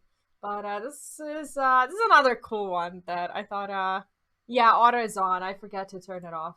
Because, like, I opened all these tabs before the stream, and then you guys taught me that I could turn off the... autoplay. This is 6 signs someone likes you, but hiding it. I thought this was pretty cool. And I still want to uncover the mystery of whether or not this person is a gamer or not. They look like it. Ever been a little confused by someone? You've noticed them and maybe thought the eye contact was a little longer than usual, but nah, maybe they were spacing out. They've been pretty nice. That's a good video for all of these clueless people who think that that no one likes them because or that people don't like them because they have I don't know, a boyfriend or a girlfriend, or because for some reason they think that those people shouldn't be together or whatever. But no, it's a good video to learn from. It's too lately, but it could also be because you let them have the last donut in the lunchroom last week. Who knows? You want to know. Maybe they are that into you, or maybe you're making something out of nothing. We don't want to jump the gun and freak someone out, right?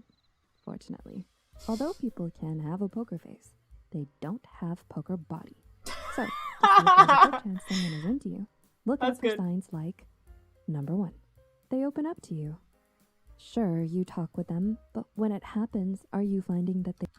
This could also be a friendship sign, but more often than not, like when you have that sort of connection with someone, like when someone just starts talking to you about their private things or private life or whatever, like there's normally something going on there. Yeah, the voice is so soothing. I love these videos. Like, I'm so addicted to them. I'm sorry, guys. You're gonna watch them with me.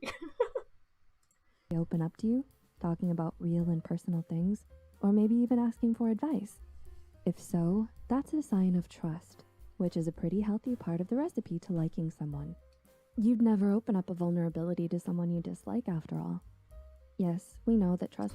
The problem comes when you have like a person who you're sharing things with as a friend, and they share things back with you, but like on their end, it's more than friendship.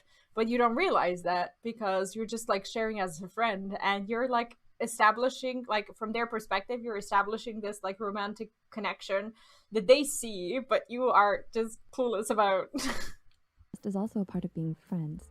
But remember that being a good friend is also one of the foundations of a strong, healthy, romantic relationship. So you might simply have a good friend, but opening up to someone could also make you fall in love with the person. I'll be honest, like usually like I've never ever started my friendship like this. Usually when you go out and talk to these like super sensitive things about someone, about yourself to someone, for me at least, more often than not, it was a relationship thing, because friends do these things over time. But you know, these like meetups that you'll have with like new people where you suddenly just start talking about like really deep things, and you like spend the whole night getting to know each other or whatever, that usually doesn't grow into friendship but turns into a relationship instead. And I think that's what most people do. With friends, those things happen over time. Sometimes someone's gonna be a long time friend, like with you, and then you'll just occasionally share someone. You're not gonna like, I don't know, drop the bomb with like all your personal stuff on them and, you know, hope for the best. Either way, it's pretty sweet to know you're trusted. Number 2. They don't mention or converse about other people in their lives. Do you find that when you're having a conversation with this person, the only protagonist in the story is either themselves or you? Maybe you've even tried to ask them if they're seeing someone, and they just veer right off the topic. Although you could suspect that they have some sort of talk show level secret in their love lives. Like, I think this is what will happen when a person who likes you, they'll have like a boyfriend or a girlfriend, but they're talking to you, but like they will try to act like their partner doesn't exist, and like when you ask them, they're just gonna try to like derail the topic and just be like, oh yeah, never mind that. A more likely reason is their feelings for you. This exclusion of others in conversation is keeping themselves in your focus and as available to you. They might even throw in some mild, self-depreciating comments like, I guess it's a solo Valentine for me this year. Aww. You could even gauge their reaction by responding with something like, is that a hint? Or, is that a good thing? If you're interested, offer to fix the situation. Number 3, they clean up real nice around you. If you know someone whose everyday uniform is a gray or black hoodie and jeans, but when they meet up with you, they're always wearing nice clothes you've never seen before. It's so much better if they just overall clean up nice and not just around you, because if they are not that kind of person, once you actually commit to that relationship, you find yourself in a situation where you just have someone who's given up on trying to charm you and they're overall messy. Or they mention their achievements to you, despite this not being part of their usual conversation type. Basically, does it seem sometimes like they're showcasing their stuff to have you look at them? It could very well be that they're doing it to prove they're great partner material. It could also just mean they have serious insecurity issues, but then they'd be more likely to be boastful in general, not presenting to you specifically, like a peacock mating dance. Number 4, they often compliment you. Whoa. Don't get all worked out because someone said you had a nice shirt the other day. This is a repeated and frequent behavior. And like those compliments will usually be just like a little deeper than like the normal compliments. They're not gonna be like, oh, you look nice today or whatever. Like people who are trying to woo you, they're gonna go past like the physical appearance. They're not gonna go call you cute or beautiful or whatever. They're gonna say something that they suspect is going to hit home for you and like kind of, you know, hit you hard as a compliment and be like, oh, I know this person appreciates me. But subtle. The person is trying to hide their crush on you, so it's not going to be as straightforward as, you're breathtaking and I want to be with you. They'll sneak it in, either consciously or unconsciously, but it'll happen fairly often, and often from the side. They might ask you, new shirt? And then follow it up with, yeah, looks good. Then, when your friends want a suggestion for eats, they'll pipe up to volunteer your expertise, since you have such great taste. Of course, this person could just be complimentary in general, so observe if you're either the only one being complimented or if the niceties fall heavily in your favor.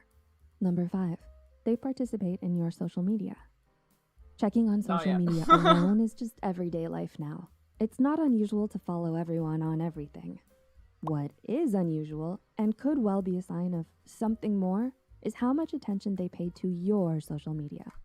I think people who are trying to hide things are normally just unaware of how obvious these notifications are on the other side. Like when someone just like spams your Instagram into oblivion, you get like 50 notifications, you're like, whoa, you know, there's something there.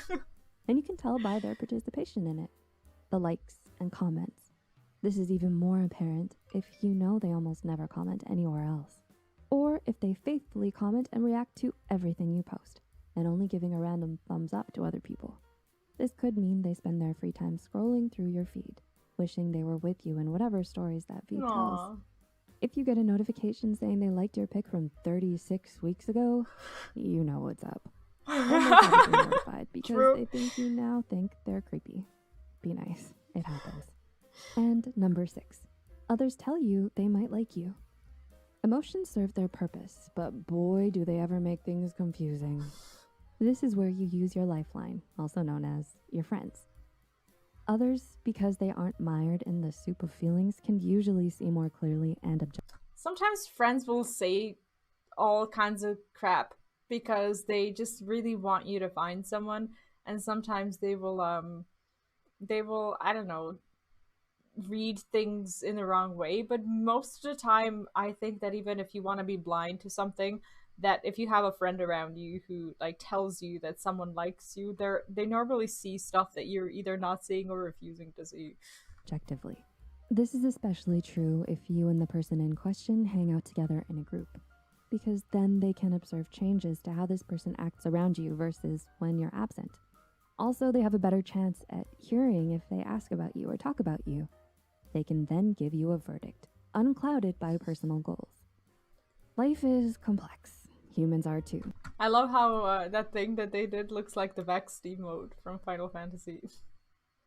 So even though the signs mentioned could indicate beyond platonic affection, this list isn't a checklist for certainty. They just have a higher probability towards maybe something more. So you can know if you have a solid reason to investigate further. Remember at the end of the day that affection, bonding, and love are all positives, regardless of whether this person likes you like that, or simply likes you and wants to be a closer friend. It's a good thing. You can always share the love with us. Feel free to tell us how much you like us in the comments and confirm it with the like button. See you soon. I really like these videos. I hope you guys enjoy them too, even though they're, you know, not Final Fantasy. But they're still really nice to talk about, I think. Try to take care more of things. Like, for as long as that is something that you kind of incorporate into your personality and decide to actually change for the better, and not just kind of I don't know, pretend to be like that just so that you can charm that person, but then go back to, you know, being the way you were before you met them, then that can lead to disappointment. But allowing someone to change you like that is a good thing. Friend who loved to mess with others, so his opinion would be handicapped. Oh, that's pretty bad. Do you know what? I actually had a friend like that too. Someone who, in his head, would like imagine two people who would go really well together, and then he would simultaneously talk to both of these people and try to make them think that the other person likes them. And funnily enough, he has matchmade. Can you say matchmade as a past tense? I don't know. Anyway, he has gotten a few, you know, good couples together who are together to this day, but sometimes it just creates confusion within, like, you know, the community that you hang around with. So he did get some friends to not be friends anymore, so it's a double-edged sword for sure. Can I share some Shadowbringers playthrough with much editing for intros? Yeah, feel free to post it on Discord Reacts. I'll check it out. What is this? 7 hardest accessories to obtain. Is this about Final Fantasy? I think it should be. I don't know what this is. Thank you. I'm glad, wait, are you talking about me throwing in these videos? From time to time? Like, I like them! I'm gonna keep watching them until you guys tell me, like, you suck for watching these videos. I'm not gonna watch them anymore. You don't want it! Stop it!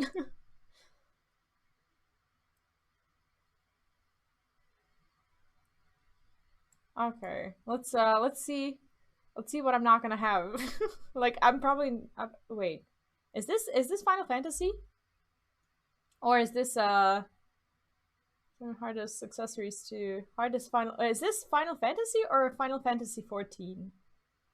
I don't want to watch this if it's not exclusive to Final Fantasy XIV. Does anyone know? I'm gonna read the, oh, FF's, oh, this is, oh, we're not gonna watch this because it's not, like, I don't know these things. Because it's not just Final Fantasy XIV. I'll watch it alone later on. This is the Final Fantasy Endwalker animated. This is something that you guys have really been wanting me to watch, and I guess this is the animated version of the trailer. So, so I'm pretty excited about it. Let's do it.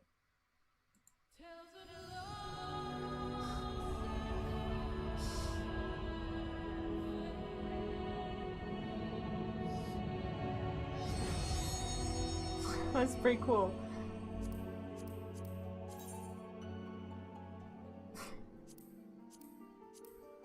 Oh, that's not the trailer. It's like the game. It's like the character creation and stuff. Aww. Oh, whoa.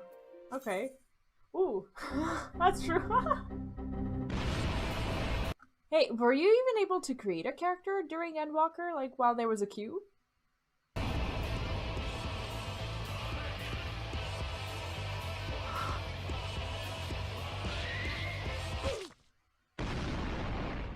Oh gosh. Oh, the MSQ memories. Oh no. Of course you want to help them, but look at the mouth. Oh my god, that's so bad.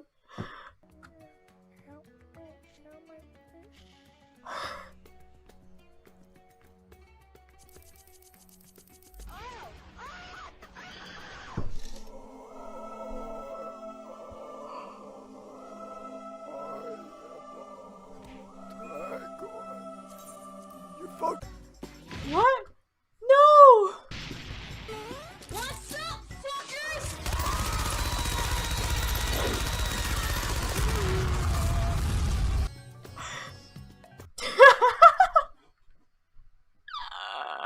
The 5G towers. I was honestly waiting for someone to make this joke.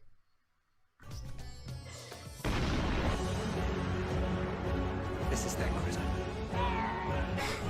Prepare yourself. This in retrospect, this kind of reminds you of the Lost Ark now.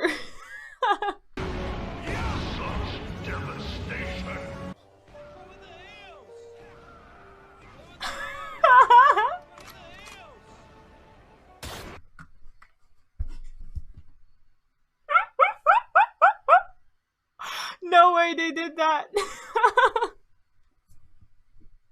That's hilarious. Have you ever had a dream that you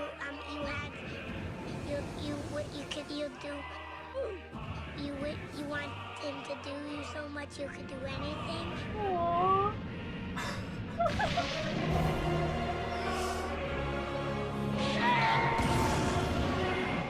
Why is it a sprout?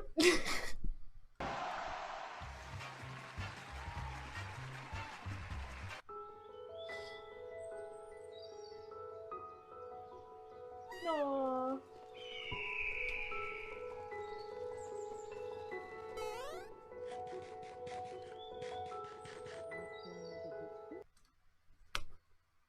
The mommy. This is so precious. Oh my god. It's like, it would be more precious if we didn't know who she was, but you know. Nah. Time has come. Execute Order 66. Yes, Master. Holy shit.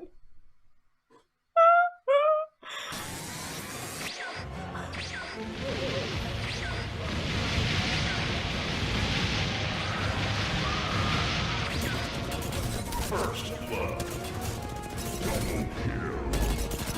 In reality, this is not really how it happened. Technically, the destruction didn't happen. Well, it's hard to say, like, whose fault it was. I guess it was partially her fault, but, like, she didn't do it on purpose. It was her feelings that contributed to it, but, you know, still.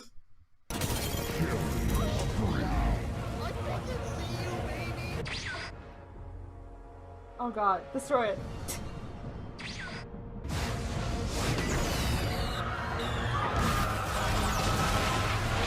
No!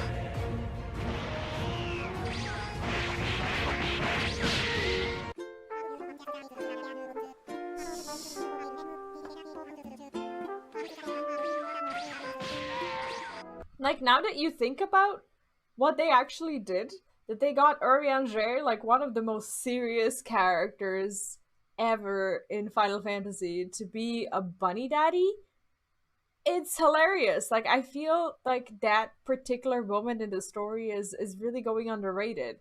Like, people don't talk about it as much as they should.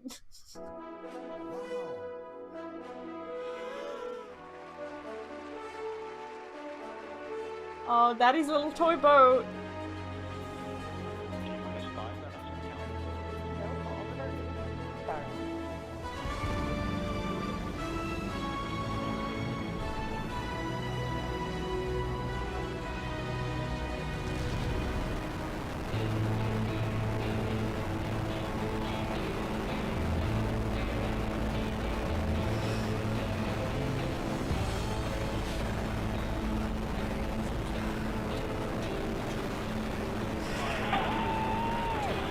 And now she shows up. I want to see how they presented that. Are they gonna?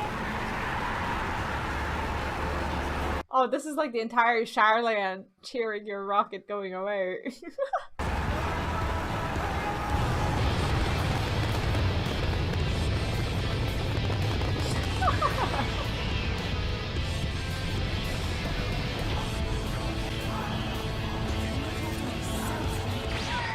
My most favoritist warriors of light, you have finally come. The answers you seek are here. If you wish to defeat me, beyond you must. Oh, I have been defeated. You have proven yourself. Now go, my children.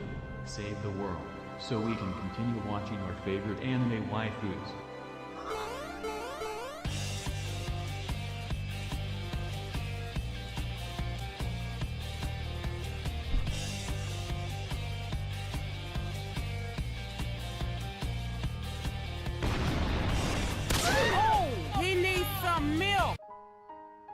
Oh gosh.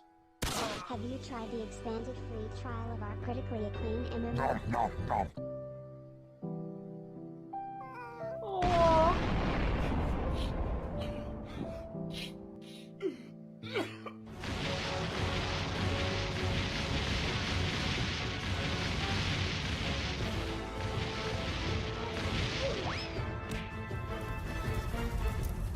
Oh my god! Because I know somewhere deep down in my heart I still love you. Aww.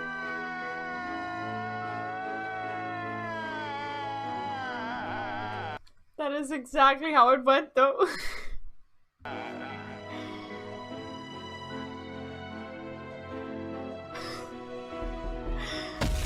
test of your reflexes.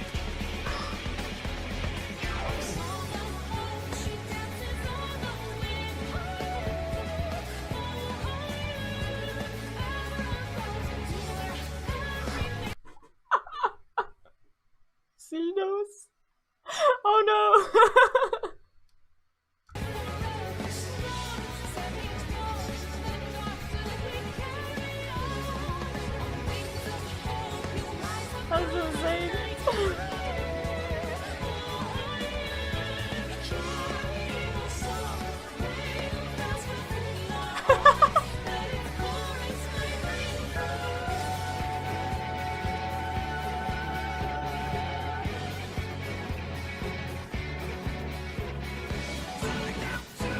I love the amount of talent there is within FF community. I swear, like these are the best videos.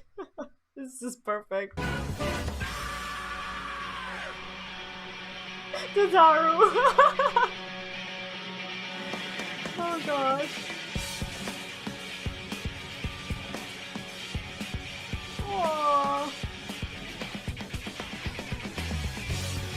I don't like cats, but that was adorable. that was too good. Thanks guys for sharing. Yeah, feel free to post anything in the reacts, but I won't watch it today because I already have like a bunch of videos queued. So I'll watch it next week. All right.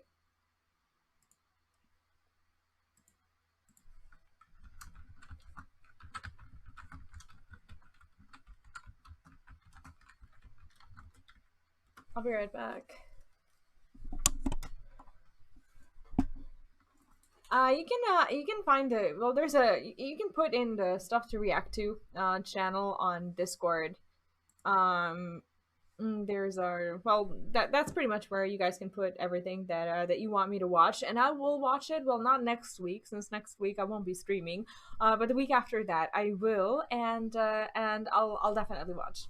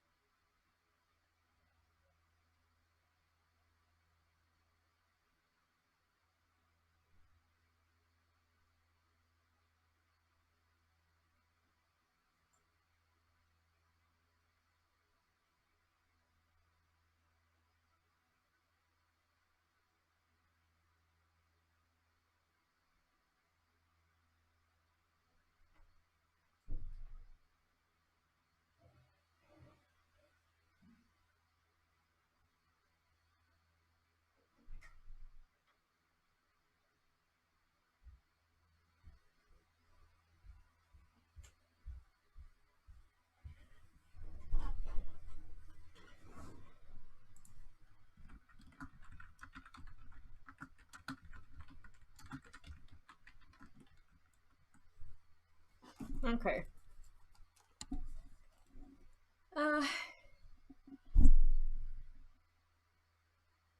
No. Feel free to post it. If you guys don't post any reaction videos, I go through my sub feed and I try to look for these things myself. So the more stuff you guys post, the more stuff that you want to watch are actually going to pop up in these videos. So I only kind of, you know, fill the queue with my stuff when I have additional things to watch that you guys haven't suggested. So feel absolutely free to post up on there. What is this? This is 10 useless things in FF14. This video is a joke and is only meant to be taken as a joke. Stop watching if you're easily offended. Alright, it's gonna be fun.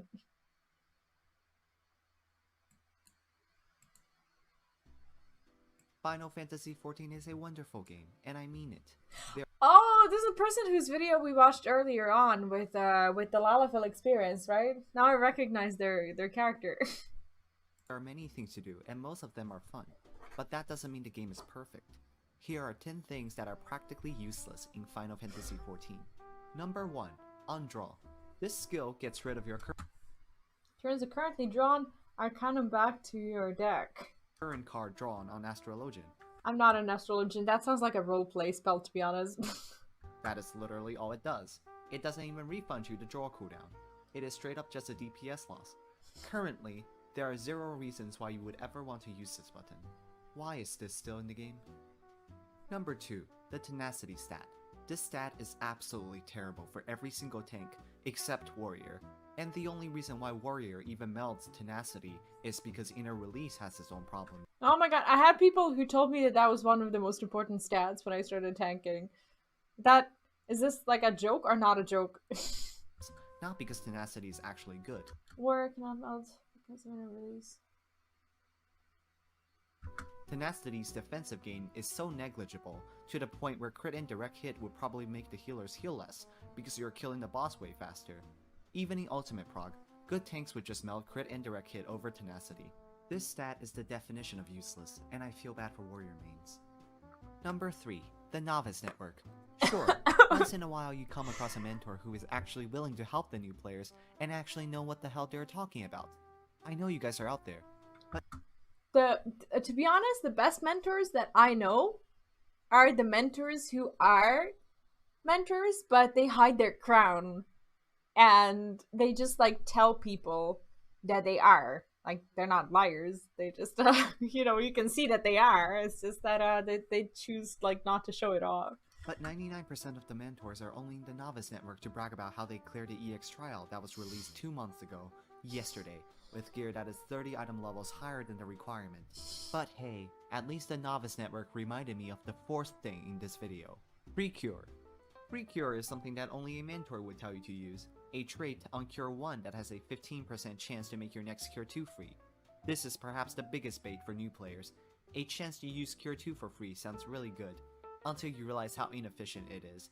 Even if you had to— So that means that you're technically going to be spamming the spells you're not supposed to be spamming just to feel the satisfaction of spamming a free spell that you're supposed to be spamming from time to time. GZD heal, you would just use Cure 2 without Free Cure, or use Afflatus Solace.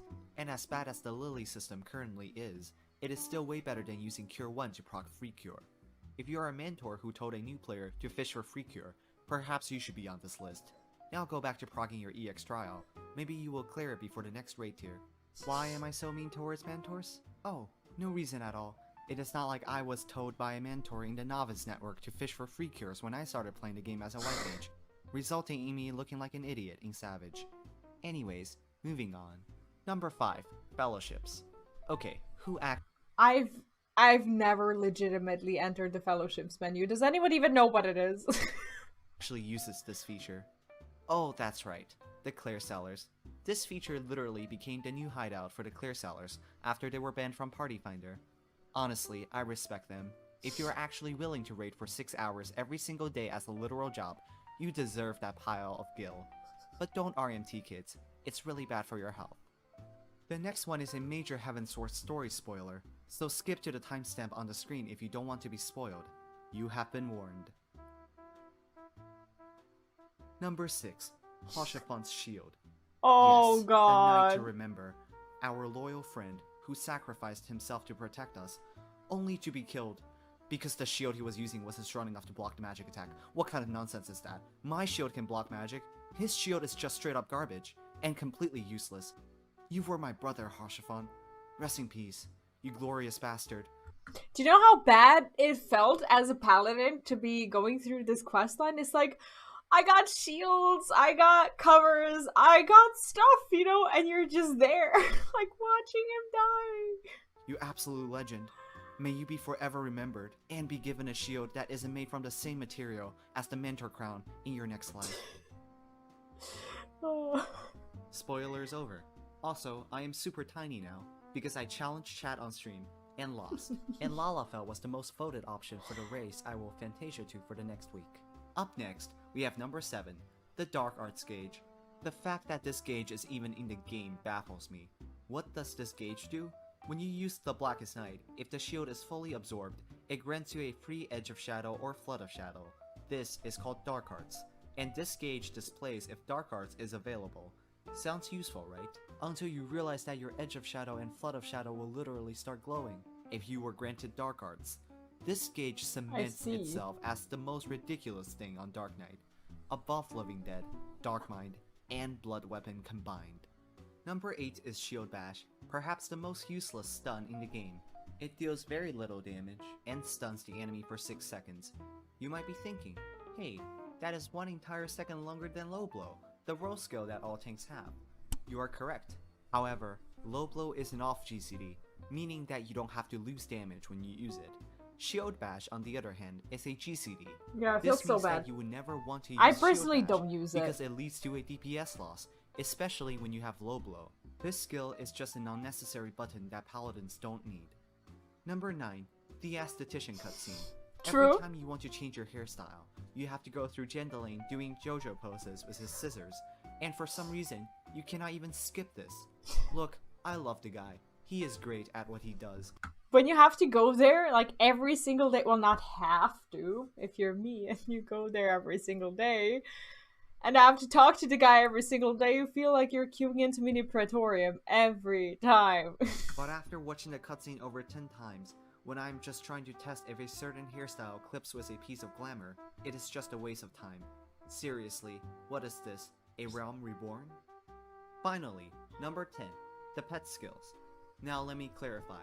Not all the skills are completely useless. Place and heal are actually quite useful in some situations. For example, placing your fairy near your party member on Scholar lets you heal them without having to be close to them, and heal I just did lets not your know pet that. follow you after you place them.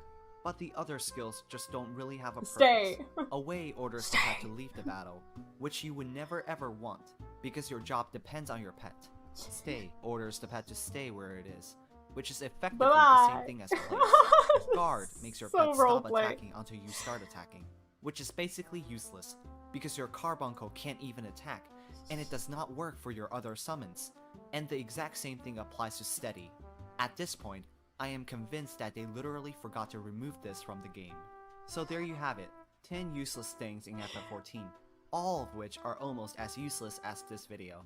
Leave a like and subscribe if you want to see more useless shitposts like this one. We also have a Discord server, where you can come chat with myself and other shitpost connoisseurs. I will link that in the description below. Thanks for watching, and see you in the next shitpost. Shitpost Academy. That's adorable. Oh man, you should subscribe to this person. I don't know their content, but okay, we'll break the monotony later. We are going to have a little bit of a longer stream today because we have a ton of content to go through. Hi Hans, how are you doing? Welcome back. A button in my room but never use it for assistation, right? I don't even know if I'm saying that word right.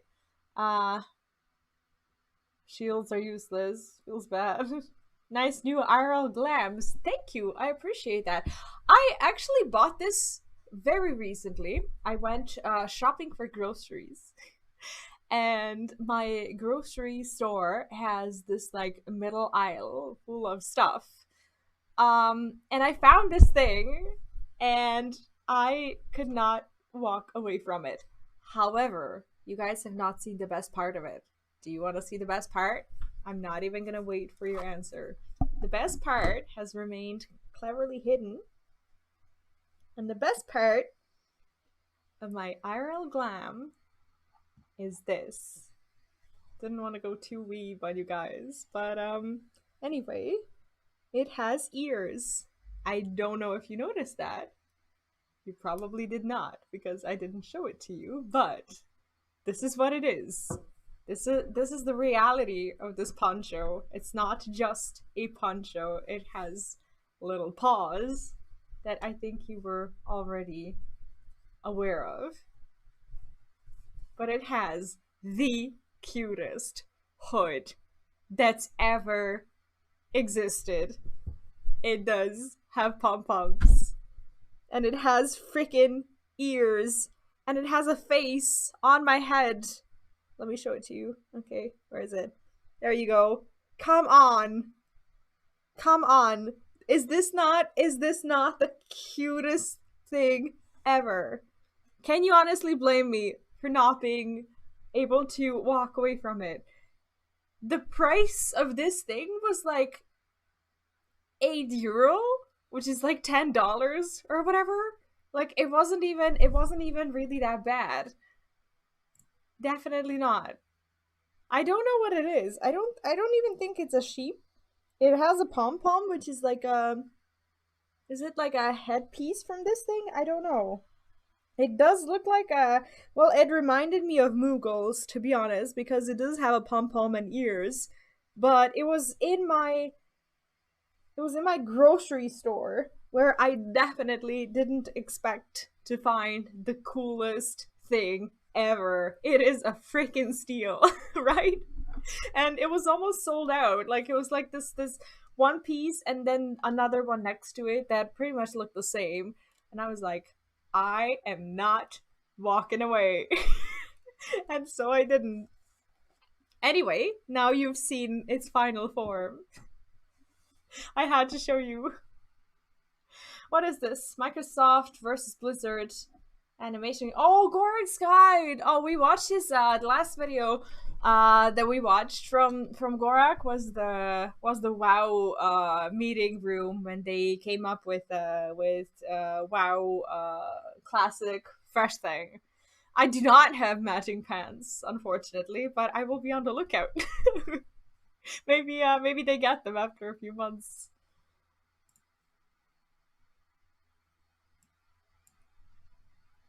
All right.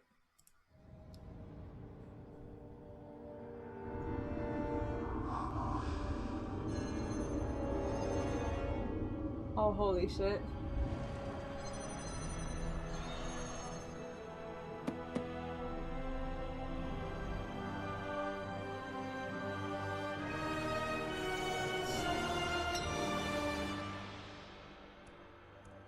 No! Don't kill it! Don't do it!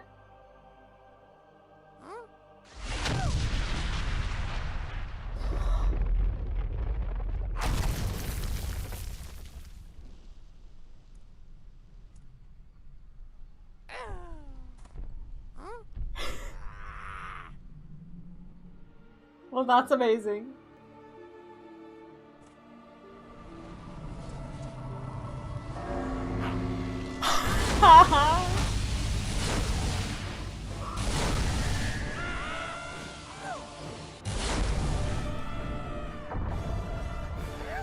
These are these the same goblins from the board meeting from that one video? I think some of them are. I think at least the boss is, if anything.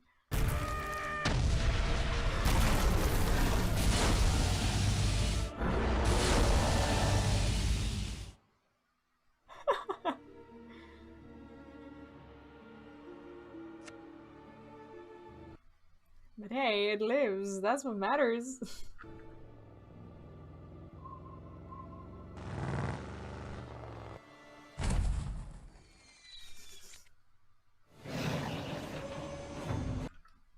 I think that's Bobby, isn't it?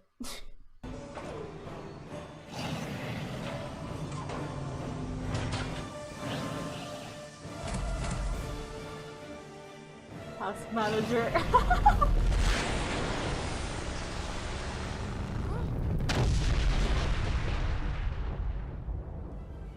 Holy shit.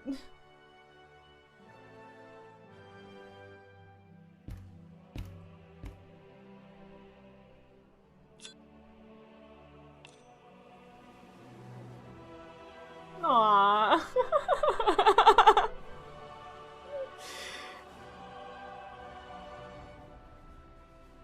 And so it lives.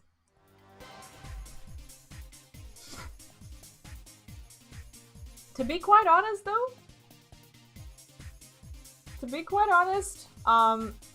regardless of the entire, I'm not even gonna get into like the NFT drama, the reasons for purchasing Blizzard for, you know, like I'm just not gonna get into it at all. But in the end, having that happen is probably better than having nothing happen to the game whatsoever. Because the way it was, it's just like there was no way it was gonna cure itself. It's like having some sort of should I say disease? Is that too harsh? Like, I don't know, having some sort of, I don't know, bacteria or something, and just kind of, you know, knowing that you kind of need to use the antibiotics, but like you're just kind of, you know, sitting there thinking that it's gonna like go away on its own, and it never really does. I feel like that's the state that like the whole WoW thing has been in for the longest time.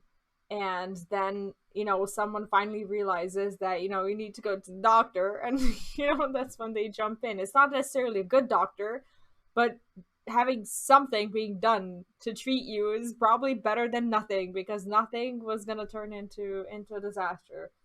Like, I'm not coming back, but I appreciate some of the good changes that are being implemented for sure. I only wish that Blizzard could have 1 week at least without a new drama fuel. At this point, like I'm honestly starting to believe that it's a legitimate, purposeful publicity stunt because it's bringing them so much traction. Like at first it was like, oh, you know, it's just it felt bad, like hearing all these news and everything, but then you realize that like something happens like literally every week, and then you're like, how is that even possible if it's not on purpose? Like. That's so bad. I should just do a full-on resend with new people in charge. Well, yeah, hopefully that happens. Like, I don't know, maybe Microsoft purchasing Blizzard, maybe it's a step in a, you know, in a good direction. I don't know. I can't tell.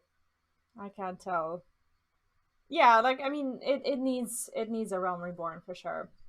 Okay, I have not seen this. I think you guys have posted this on Discord. I've been wanting to watch it forever now. Well, forever, for a few days. Top 10 rare titles in FF14 and how to get them. Let's take a look at all the things that I'm not gonna have. Feels bad. Show you some easy to farm things in the game or give you some tips. This time, however, I'll be showing you the complete opposite. Titles that are so tedious to farm that only a tiny part of the player base has them. To put things into perspective, let's start with the title that many of you probably already know. The Legend is a title you get for clearing the unending coil of Bahamut Ultimate, which is statistically the hardest regular fight in the game right now. Is it the hardest of the ultimates, or are all ultimates, you know, just overall hard? Other ultimate fights, but this one is cleared by the fewest players. Oh. And still, you can take a stroll through any capital city and see at least a couple of players with the title, whether that be the Legend, the Perfect Legend, or the Ultimate Legend. These titles pale in comparison to some of the other ones we're going to look at. To make this work, I'll use the website Lala Achievements for the numbers, and I'll filter some of the titles to keep the video interesting. Think of this as a curated list of rare titles rather than the definitive rarest titles in the game. Okay, makes Starting sense. things off relatively easy with the title the Azure and the Omega. This is owned by 2.1% of players. What are these achievements? Mightier than Delta, mightier than Sigma, and Alpha. What? And is obtained by clearing the raids Alpha, Delta, and Sigmascape 4.0 on Savage difficulty on Blue Mage, synced with no echo. For those I see. Okay. I see. Unfamiliar with Blue Mage, it's a limited job that can't be played in regular content, but is played by collecting spells all over the game by defeating specific enemies. Blue Mages are locked to playing with other Blue Mages, which means that to beat the Savage raids, a party consisting of only that job has to be formed. Not only will players have to know the mechanics of each fight. Oh yeah, I do want to level Blue. I just haven't gotten around to it yet. But they'll also have to collect the spells needed to clear the content. Blue Mage in itself is niche already, and clearing multiple hard fights like this is definitely no small feat. However, in comparison... Is there like a... Well, I suppose there is. But like if you want to clear Savage with Blue Mage, are you going to have like a group of Blue Mages who agree on like which spells they're going to have? Because I'm just going to go out on a limb and assume that not all the spells are good. In comparison to some of the next titles, this is still pretty fun to get. It's unique content and a lot of players love Blue Mage. But if you see anyone running around with the title, you'll definitely know that you have one expert Blue Mage standing in front of you. About twice as rare at 0.81% of players is the next title, the Hand of Creation. This is for the crafting gods among us, and it requires 500,000 Skyward points on each crafting profession. Skyward score is accumulated by completing expert recipe in the firmament during the Ishgardian restoration. To craft these, you need to be... Is this still ongoing? Or can you still get it? Geared enough, and more importantly, actually understand crafting. For regular recipes, people get by just using macros. But to craft expert recipes, you need to understand item conditions and all abilities at your disposal to complete them successfully. And even then, it's like 30 to 40 steps. There'll be no leaning back Holy watching shit. Netflix while doing all of this, and it's still going to take you at least 100 hours of crafting, but probably way more than that, because you won't successfully complete each recipe. For an item at maximum collectability, meaning the craft was done perfectly, you get 820 Skyward points. That's around 602 manual crafts. Is that the stuff you use to like purchase like mounts and portraits and stuff? That's how I first got myself to unlock permanent at all. I really wanted an AIMREC, like a portrait for my FC room, and I looked up where to get it. And that's how I got myself into this whole rabbit hole of like quest after quest after quest. You can unlock the permanent. And then I got there and I realized what a freaking grind it was going to be to even get these things. So I still don't have it because in the meantime I stopped doing it. But I plan to go back there. Per crafter, or right around 5,000 expert level crafts to get this title. None of that takes into account the material gill sink or the time you'll spend gathering them. This is the definitive crafting god title. The next two titles I decided to combine because they're obtained by completing the same content. The first one is the Necromancer, and this is considered by many one of the most prestigious titles in the game, even though it's not the rarest one by far. This title is obtained by 0.48% of players, and it requires them to clear all floors of the... There are no rabbit holes in FF14? I'd like some of that copian you got over there. Palace of the Dead solo, and without dying a single time. The Palace of the Dead is a deep dungeon with 200 floors, full of enemies and traps, and it's designed for groups of 4 usually. Players fight their way to the lowest floors, usually in a party, while upgrading their weapons to become stronger. To go through all of this solo and without a single death requires a lot of practice and knowledge about the Palace of the Dead, as well as playing well on whatever job you choose to do it with. Popular jobs for this are usually Red Mage and Machinist because of their survivability and mobility, but some players have taken it a step further and have gone into the deep dungeon on other jobs, making their life even harder. However, if you think the rarest title involving Palace of the Dead is the Necromancer, you'd be wrong. The title Hoarder requires players to find 10,000 pieces of the accursed Holy hoard. shit. This is treasure found inside the Palace of the Dead. I think I have like 20. Players can use an item called Pomander of Intuition to reveal the accursed hoard location on the current floor, provided there is one. To make things more difficult, the treasures can sometimes spawn a mimic trap, which can easily ruin your Palace of the Dead run if you're not careful. All in all, to get 10,000 of these, you have to be an extremely dedicated Palace of the Dead player, and as a result, this title is only owned by 0.017% of players. Wow. This is not the rarest title on this list, but it's still 28 times lower than the Necromancer. However, the latter is... Well, I guess at some point, like when you get Necromancer, you're not really just gonna go... Like most people who get Necromancer titles are not just gonna go around and try to get the cursed hordes additionally, because by the time they get the Necromancer, they're probably super tired of the palettes. just simply because there's skill involved and not just pure luck and the will to grind. The next title is Mahjong Master, which is gained by achieving a rating of 2000 in Domain Mahjong. This title was obtained by 0.36% of players. Yes, that's about 30 times as rare as the hardest to get ultimate raid title, and no, that doesn't surprise me at all. When the average player discovers Mahjong and plays their first game, usually the only thing they're left with is confusion. I wouldn't even... I tried to play one game, I didn't understand anything and just never came back to it, but I kind of want to because it's not just a Final Fantasy related thing, it's a cultural thing that I like to learn. But one of my goals that I still haven't gotten around to. 90% of players never even finished a single game and simply left immediately. However, Final Fantasy XIV's version of Mahjong is so good that some people have made accounts only to play Mahjong.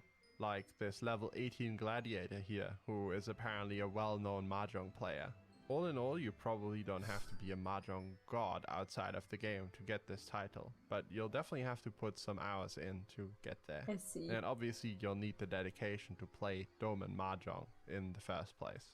But if anyone watches this video and decides that they want to try and populate the ranked mahjong ladder on the Aether Data Center, we might be able to bring up the active number of players from 2 to 3.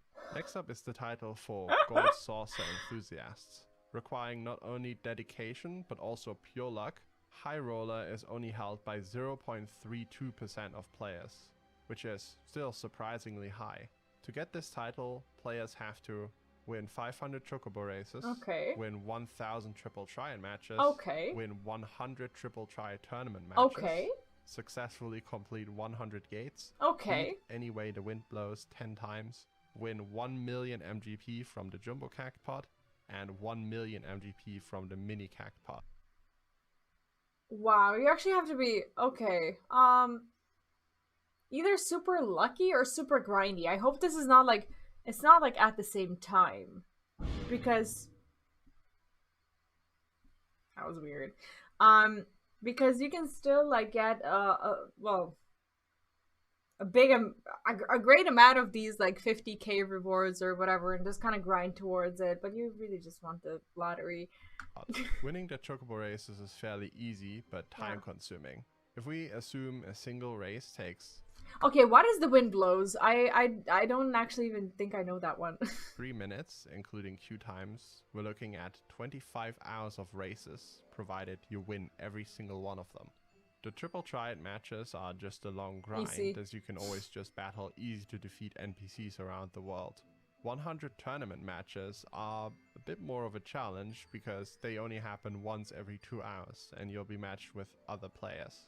But you can run them for half an hour or so. Assuming you win every single tournament and sleep in between matches, the lowest amount of time required to complete this is 8 days and 8 hours, and a single tournament can take anywhere from 5 to 10 minutes. Completing 100 gates and the Anyway the Wind Blows events is pretty easy, as these happen frequently and are pretty easy to do in comparison. The mini Cactpot and Jumbo Cactpot are mostly based on luck, but dedicated daily farming. You can, like, there's skill involved in mini Catbot. Yes, there's luck, but you can also miss out on your Catbots if you don't know what you're doing, so... It's required, as there's no real way of speeding this step up. All in all, this title shows some dedicated farming in the Gold Saucer, probably over the course of multiple months or years. World Class Trawler is the fishing title that I decided to put on this list, with the other option I considered being Master of the Sea. Both are required from ocean fishing, where you board a vessel and fish to accumulate points. Master of the Sea requires a run where you achieve 20,000 points in a single voyage. I haven't been on a ship yet. I really wanna do fishing, but it just feels like my life is too hectic to go fishing right now. I just really want to go back and do this side content. It feels bad that I just haven't been committing myself to it. This title is held by 2% of players, making it relatively common.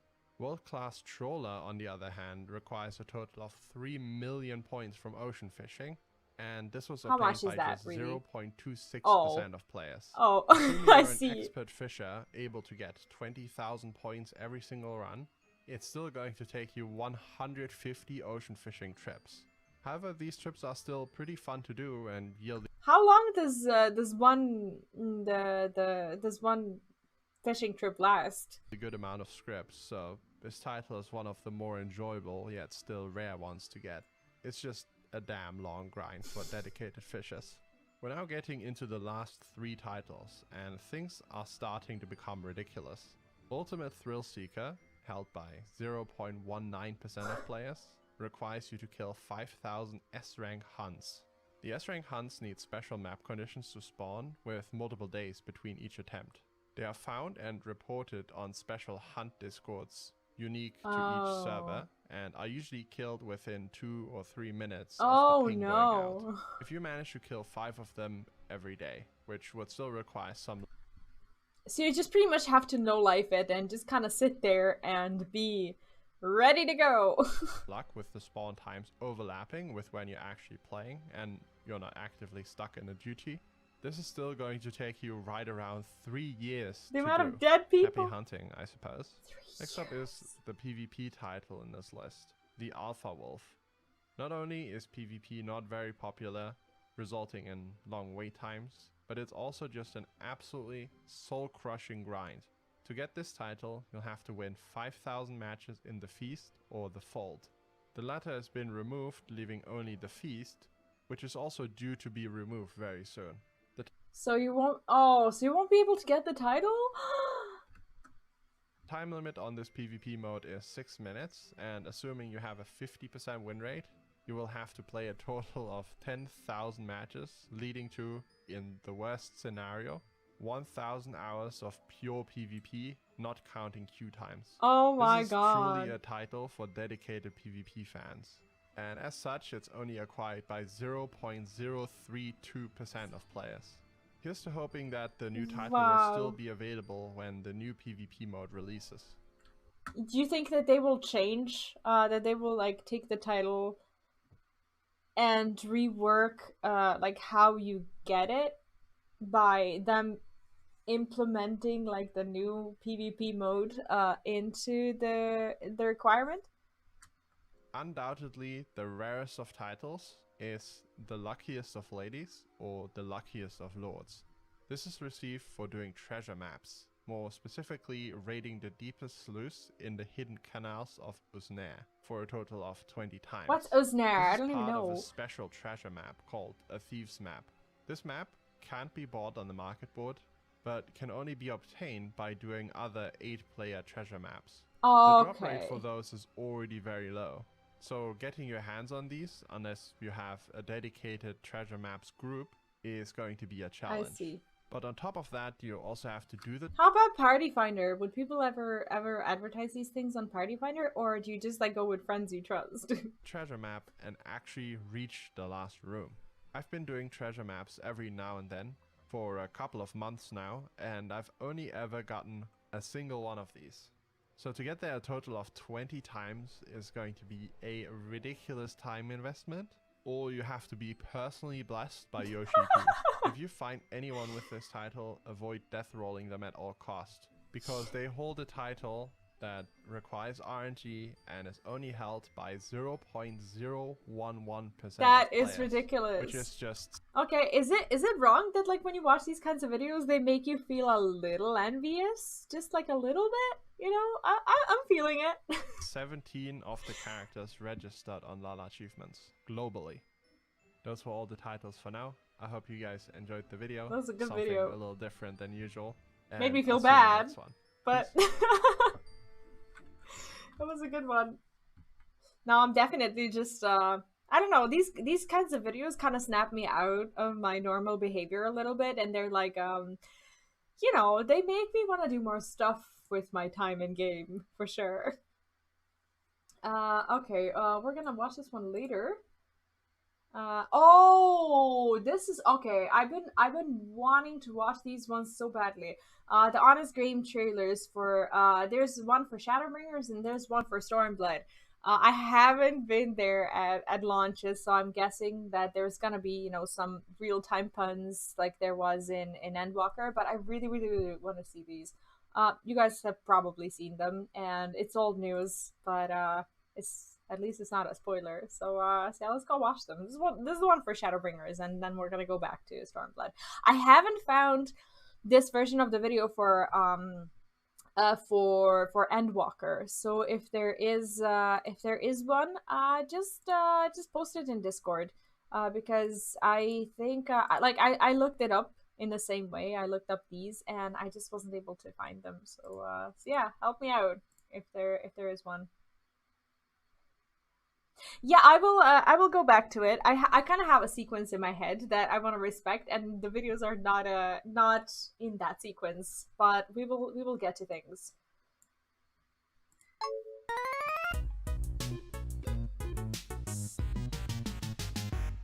This episode is presented by Grandma's Big Hug 4, the mobile squeezing game taking the world by storm. From the company that has your childhood nostalgia in a death grip.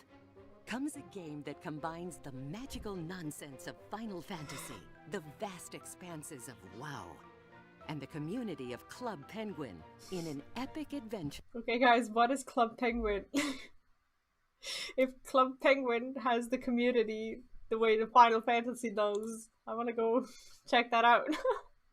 The scope of which you've never seen before. Except for that other time they did it. Final Fantasy XIV, Shadowbringers. Log in to the not-so-Final Fantasy XIV, a game so disliked at launch that they literally destroyed the world and started over. Then watch as a realm reborn actually rebirths a realm into one of the biggest MMOs in an age where no one plays those anymore. And shockingly, that didn't mean going free to play. Then, turn the page in a brand new story about crystals or whatever, and embody the war- Or whatever. Oh my god. Poor Heidelin. Now that we know. Warrior of Light, the last hope for a war-torn land. As you ignore the 14 million other last hopes emoting in the chat, and journey through the breathtaking landscapes of Eorzea, encountering a mishmash of fantasy tropes, taking down familiar enemies, and doing a metric ton of menial labor to stop the influence of these Organization 13 looking a-holes. Then, forget everything I just said, and jump into a totally different dimension, where you'll fight off the light with your newfound powers as the warrior of darkness, and battle the corrupting influence of Sin Eaters and the Empire. I love how every single thing that they say is true, but some things are just painful or they hit home in an uncomfortable way and you're just like, oh, that's not the way it... Oh, but it is. In an extremely dense story that packs in the usual amount of anime for a Final Fantasy game. Oh, and also, whatever this is. That's like a massive side content spoiler for anyone who hasn't done Hildy.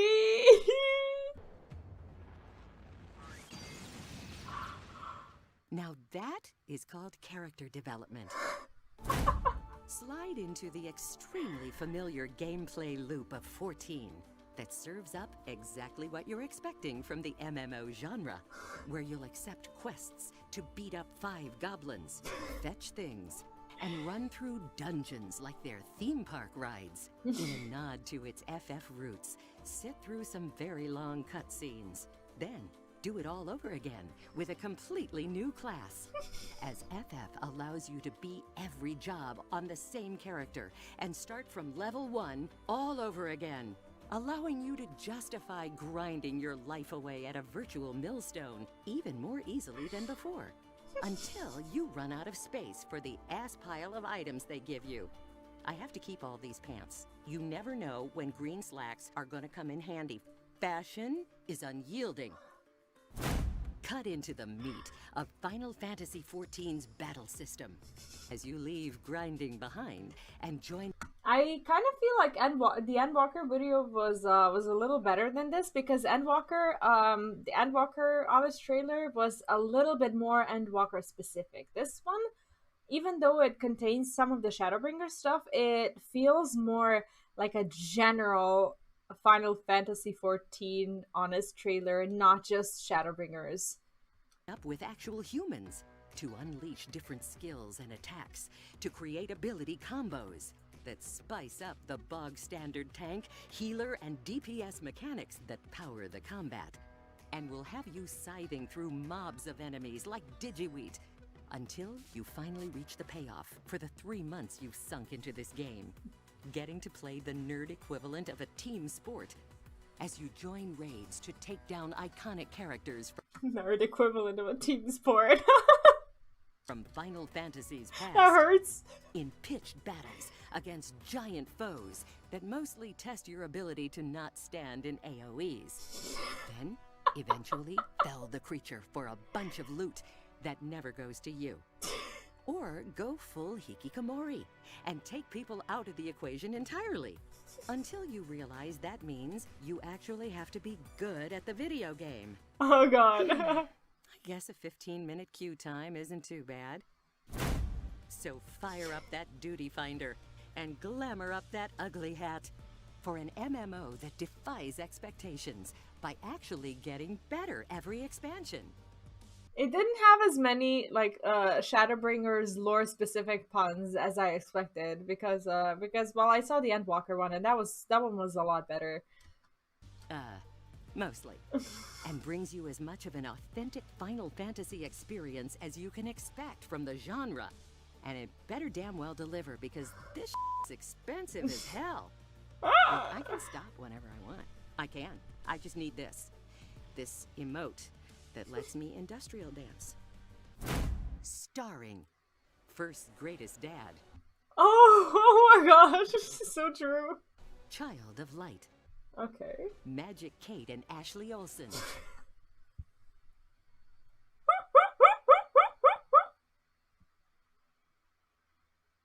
Okay, these ones are always good. You stole my heart. That's so cute. Yu-Gi-Oh! For Ranger. Oh, you don't know Mary Kate and Ashley? Sweetest Potato. Aww. Don Corneo. Pi May. Crystal Chronicles. Handsome Jack. Oh, he is handsome though. And OC Do Not Steal. Fantasy Star Online 14. Okay, well it was alright. It was alright. I guess it was made during Shadowbringers, but it didn't have as many Shadowbringers things as I initially expected. So it kind of feels bad, but overall a good video. Let's watch the next one. Honestly, really, this is the one for Stormblood, and honestly, I'm expecting a little bit more out of this one, or maybe I should expect a little less, because this one is made before the Shadowbringers one, and Endwalker just kicked ass, and their Endwalker video also kicked ass, so... Der längsten Videospielserie der Welt, den Spielen, die in etwa genauso viel nah sind wie die Story von Kingdom Hearts, kommt das MMORPG-Ereignis der letzten 3 Jahre, auferstanden aus der Asche der 1.0-Version. Why is this in not English? Die noch schlimmer war als Tabula Rasa und rebootet von Naoki Yoshida, dem Mann, den sie den japanischen Jesus nennen, bringt es euch nun Is this not gonna speak English to me? Und die stereotypisch darauf im Laufe... It's not gonna speak English to me. What? Why is this in German? Oh, this is some other person. Oh my god. Okay. What the hell? Why would you do this to me? I wanted to... Oh, this is not even Fandom Games. This is some other person. Oh, okay. So they don't have this video?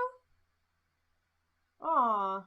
So Fandom Games only has Shadowbringers one. We're not gonna watch that other one. I don't know what they're saying. It was bad. Yeah. They didn't make one, I don't think.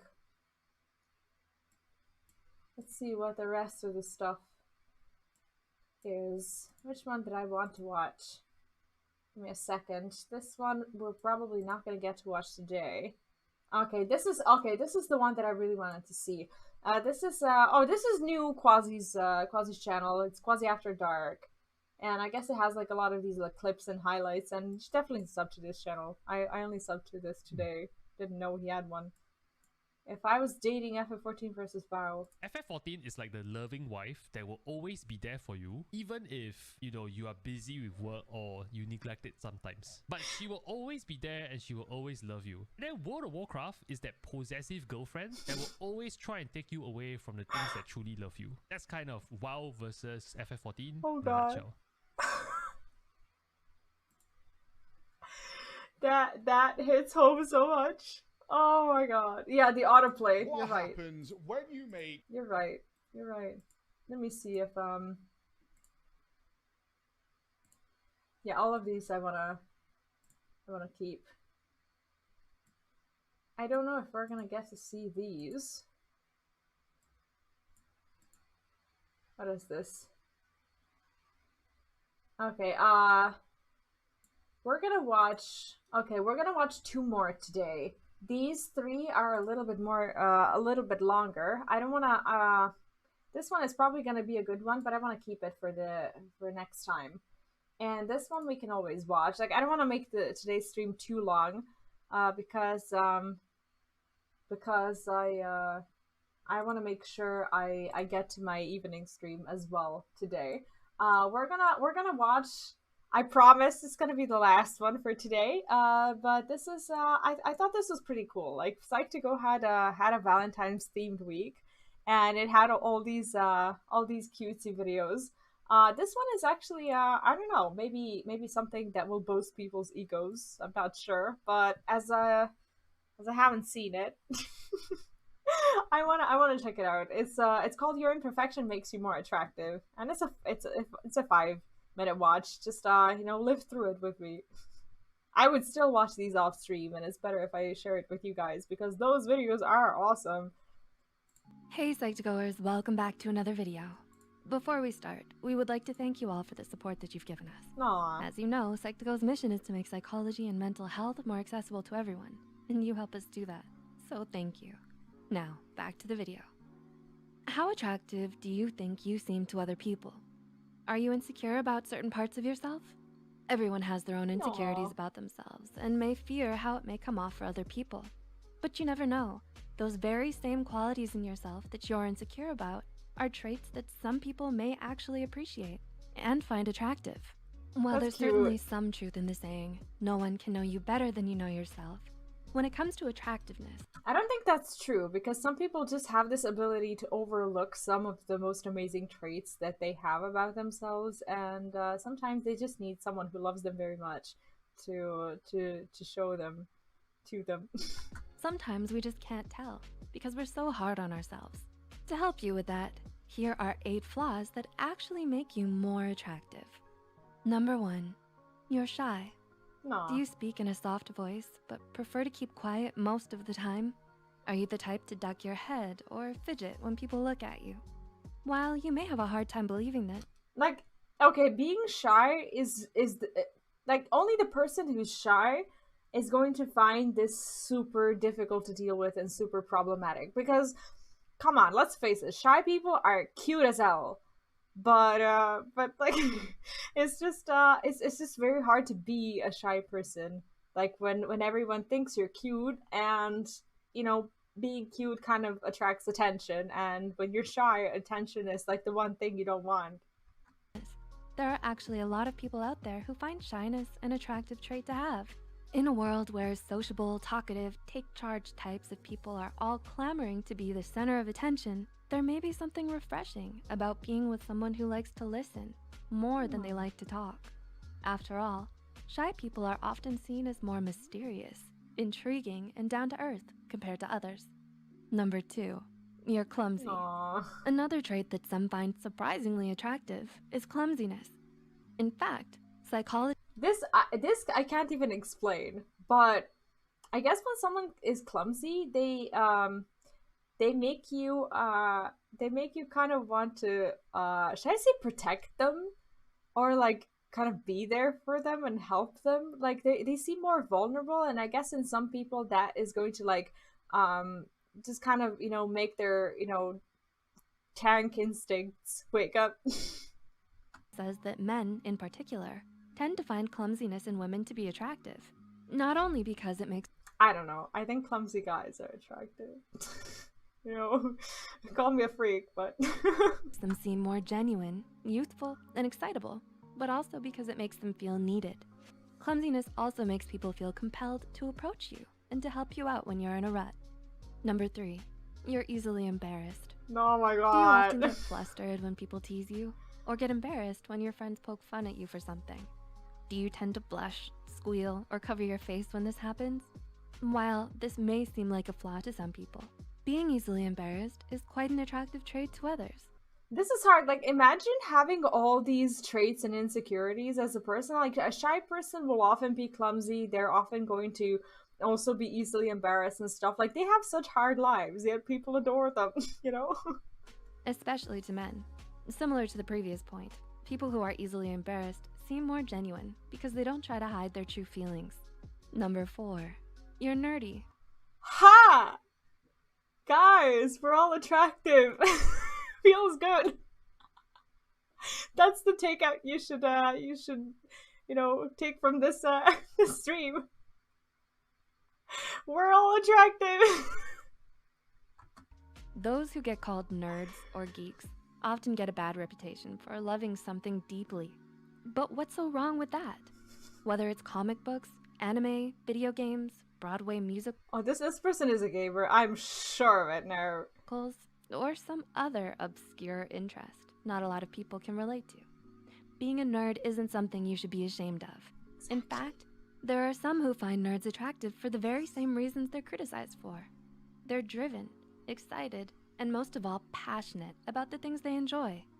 Number 5, you're too honest. Ooh, this can be a tricky one. Not everyone appreciates that. Always say what you mean.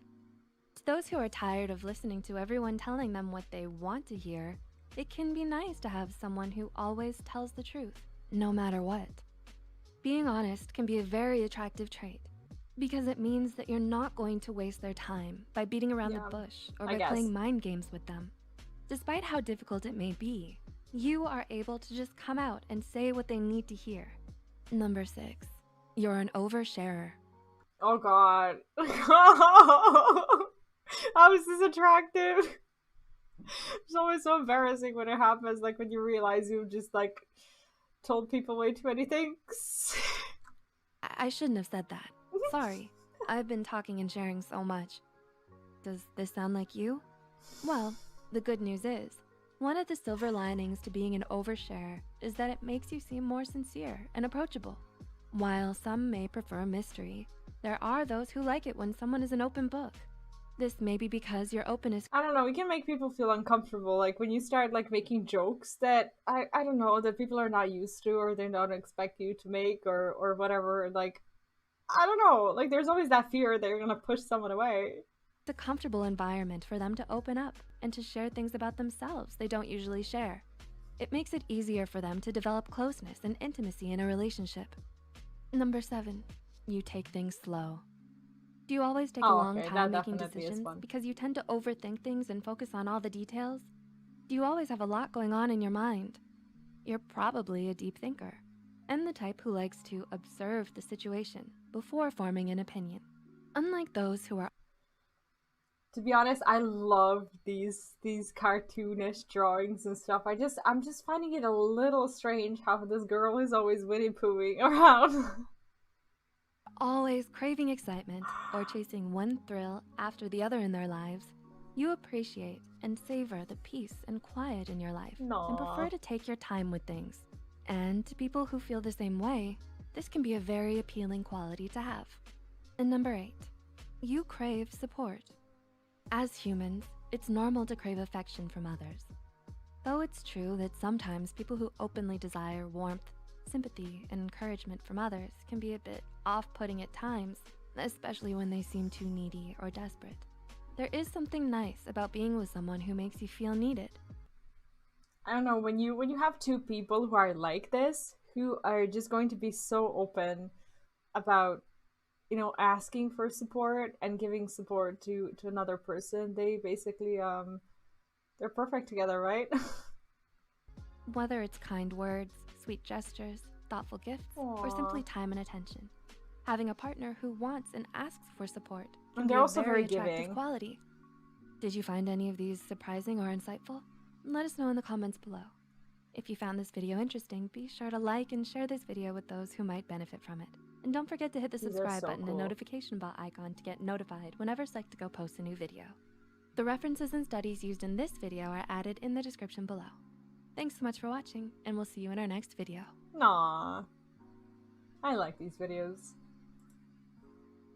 To the point where I don't particularly care right now. If you didn't want to watch them today because we had to watch these, you need to let me know if you don't want to see those anymore, and don't be afraid to do so, because I want to know, if you find these to be off topic of our streams, let me know. But I really do love them. What is this? Yoshi P got it wrong in FF14 live letter. Oh, this is S Justice. Yeah, this is the last one that we're gonna watch today. Disclaimer, this is satirical, obviously. Alright, let's watch it. Dear players, I am S Justice, the lead developer for the critically criticized World of Fruitball's MMO Critically criticized. That's genius. franchise, and on top of that, I'm a New York Times bestseller for titles such as The Wrath of the Lychee King. And today, Mr. Microsoft has asked me to react to this video from Mr. Yoship. Apparently, Mr. Microsoft thinks that I, as Justice, supreme lead developer with so many great ideas, have a thing or two to learn from Mr. Yoship and his team. And they're doing something called this PLL that I'm supposed to learn from. So let's see what they have to say in this PLL. So the story is like the Microsoft sending a World of Fruit Bowls person to learn from the live letter. Wow. L of theirs. What is this? FFXIV Newfound Futures? Wait, but before that, hang on. How does that water pitcher work? Intern, go and find out. Write it down. How does this water pitcher work? Maybe we need to ask Soda Poppin. He's one of our top World of Warcraft influencers. Wait, is it by magic or is there like a pipe going behind the pitcher? How the hell does this thing work? Already, I cannot understand this FFX1V game. This game makes no physical sense. ぐらいの以外ではとてもやめる気がなく続けていきますんで、この先もぜひ皆さんよろしくお願いします。 Unless the CEO says, Yoshida, you need to leave, and even then, I think I'm going to fight him. Wait, you're gonna fight your CEO, Mr. Yoship? Are you crazy? You so never put the players first. It's always about self-preservation. How do you think I, as Justice, have survived so long at World of Fruitballs? Never fight your CEO. If your CEO wants to read... Yeah, act invisible. So you don't get called out. These NFTs, you find a way to put NFTs in a game. Like, I don't know much about this FFX1V game, but do it like introduce Tataru coins or something. Just make your CEO happy. Never fight your CEO. The CEO is who pays your salary, it's not the players. Or if like nope, that's not true. The operations team want to kick me out, or if I, God forbid, die. Yeah, I understand that this is satirical. I just get too much into it. Those are the only extreme cases I would even consider leaving the 14 project. I want to continue working on Final Fantasy 14, so your continued support will definitely be appreciated. Wow, Mr. Yoship is so confident in this FFX1V game. Hey interns, I think we need to update our resume. Like if one day, if World of Fruitballs fails somehow, we might need to work for this guy. Wait, are you serious? They have a 10-year roadmap? How do you predict what happens in your game in the next 10 years? At World of Fruitballs, you have a matter of self-confidence and the universe makes it happen. Literally make the story 2 weeks before we have to publish the trailer. How do you think I come up with the great ideas like having the first ones if Mara Zotis and Sylvanas betraying the jailer betraying the first ones of the first ones and the progenitors of the first one? How can you predict the next 10 years? MMORPG storytelling must be spontaneous. When the inspiration hits you, you take out a notebook and you write it down. That's how you craft great stories. I don't understand this 10-year roadmap, but yes, I agreed with something that Mr. Yoship flagged on this slide, the game's first graphical update. We know that graphical update is very important, and that's why in patch 9.2 in Marav Zotis, there is water, like water you have never seen before. This is the most important. Not like the water we're seeing here. And the biggest selling point of patch 9.2. So this is something I definitely agree with Mr. Yoship. We can learn from him here. Intern, write it down, write it down. PS4 が遊べなくなるってことはないです。 PS4. He said PS4. Hey, can you tell Mr. Xbox to also sell World of Fruitballs on Xbox? We need as many subscribers as possible. My subscriber keeps dwindling. Write it down, intern. We need to talk to Mr. Xbox after this. And many that claim they've played all of the Final Fantasies. Maybe that's not a bad advice. 11 and 14, which is very frustrating. Oh, so they don't play FF11 and FFX1V because they don't have friends in this game? That's so simple. Just sell them some friends. Put them on the Square Enix cash shop and sell them as NFTs. Very easy solution. In fact, you can create some virtual AI bots that you can sell them as virtual friends. Each of them can be an NFT with a unique identifier tagged to it. See, such a simple solution. You don't need to create an experience that is solo friendly. when you can solve it by creating a solution that makes you more money. At the end of the day, we need to appeal to the payers. We need to give them something to buy. Alright, this is something that I know I don't need to learn from this slide. How about you make friends in Final Fantasy and then you spend money on Mog Station because you keep buying them gifts. Keep this slide. I'm a very busy man. I have to go recolor some mounts later. Who has time for this slide? 6.1 では新生オールゼア編のうち、2.0 範囲をすべて対応します。Wait, intern, what did he say? I don't play this weep game. So, what did he say? A trust system is something like a party system. So you got AI bots that you can play with. They can pretend to be your friend, right? Man, I love how this video is actually a legitimate live letter review. Mr. Yoship, let me give you some advice here. What you can do to make this better is to sell all the Scions of the 7th Dawn as NFTs. Like that cat girl with the stuff and the man who calls himself This is Tancred. All these people can be sold as NFTs. And let me tell you how you can make big money from this. First, you give the payers very bad default lineup of trust systems. You make them party with the worst enemies in the game. Like I know there's a few potatoes in this Uda place that you can give them as part of their trust. And then the payers will feel the pain and they don't want to party with all these potatoes. Then you sell them in the cash shop for something like $9.99. They can unlock This is Tancred for 1 month. Such easy money to be made from the payers. But Mr. Yoship, I must say this Oh, maybe that pushes the payers into having friends.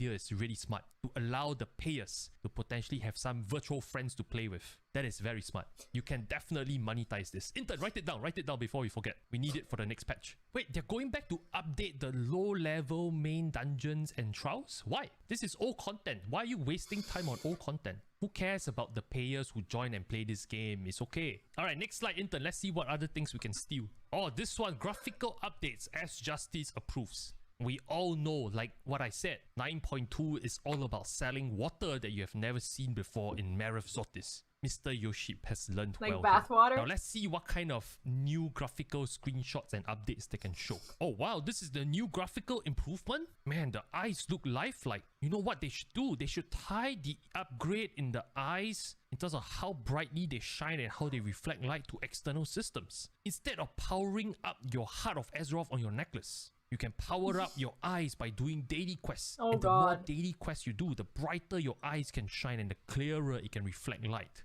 Oh, you know what they should do? They should time gate this graphical update. Make the players do dailies and weeklies in the new zone.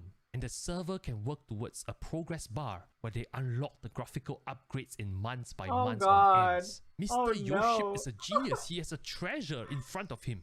I was skeptical about watching this video, but we are learning so much from them. Can someone please write it down? We need this for 10.0. Why? Who is this Giga Chat in the game? Why do they have this?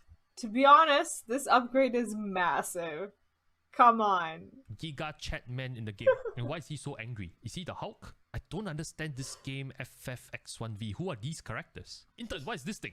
What? Lalafell? Oh, it's our version of the gnomes. Oh, why is it so cute though? Aren't gnomes supposed to be hunted? Why is it so cute? And why is it called Lalafell? Did they fall down or something? Who names their characters like that? That's so weird. Oh, they name potatoes as a slang? That makes more sense. Why isn't the right picture a potato then? That should be more realistic, right? After the graphical update, they should look more like a potato. In fact, they look less like a potato now. What's going on here? Alright, next. We don't have time for this. We need to go and color mounts on Mr. Microsoft. He's always on my ass. Oh, so they're demoing the upgrades now in the world. Wow, the lighting is pretty good, huh? Is it sold as an add-on? The lighting in the background? Like I pay more, I can get more light? Is that how it works? Wait, what do you mean it's free? Who gives away these things for free? We should sell them. It makes more sense. Hey. Yeah, like we were already playing the bad version. Why would we suddenly get something better for free?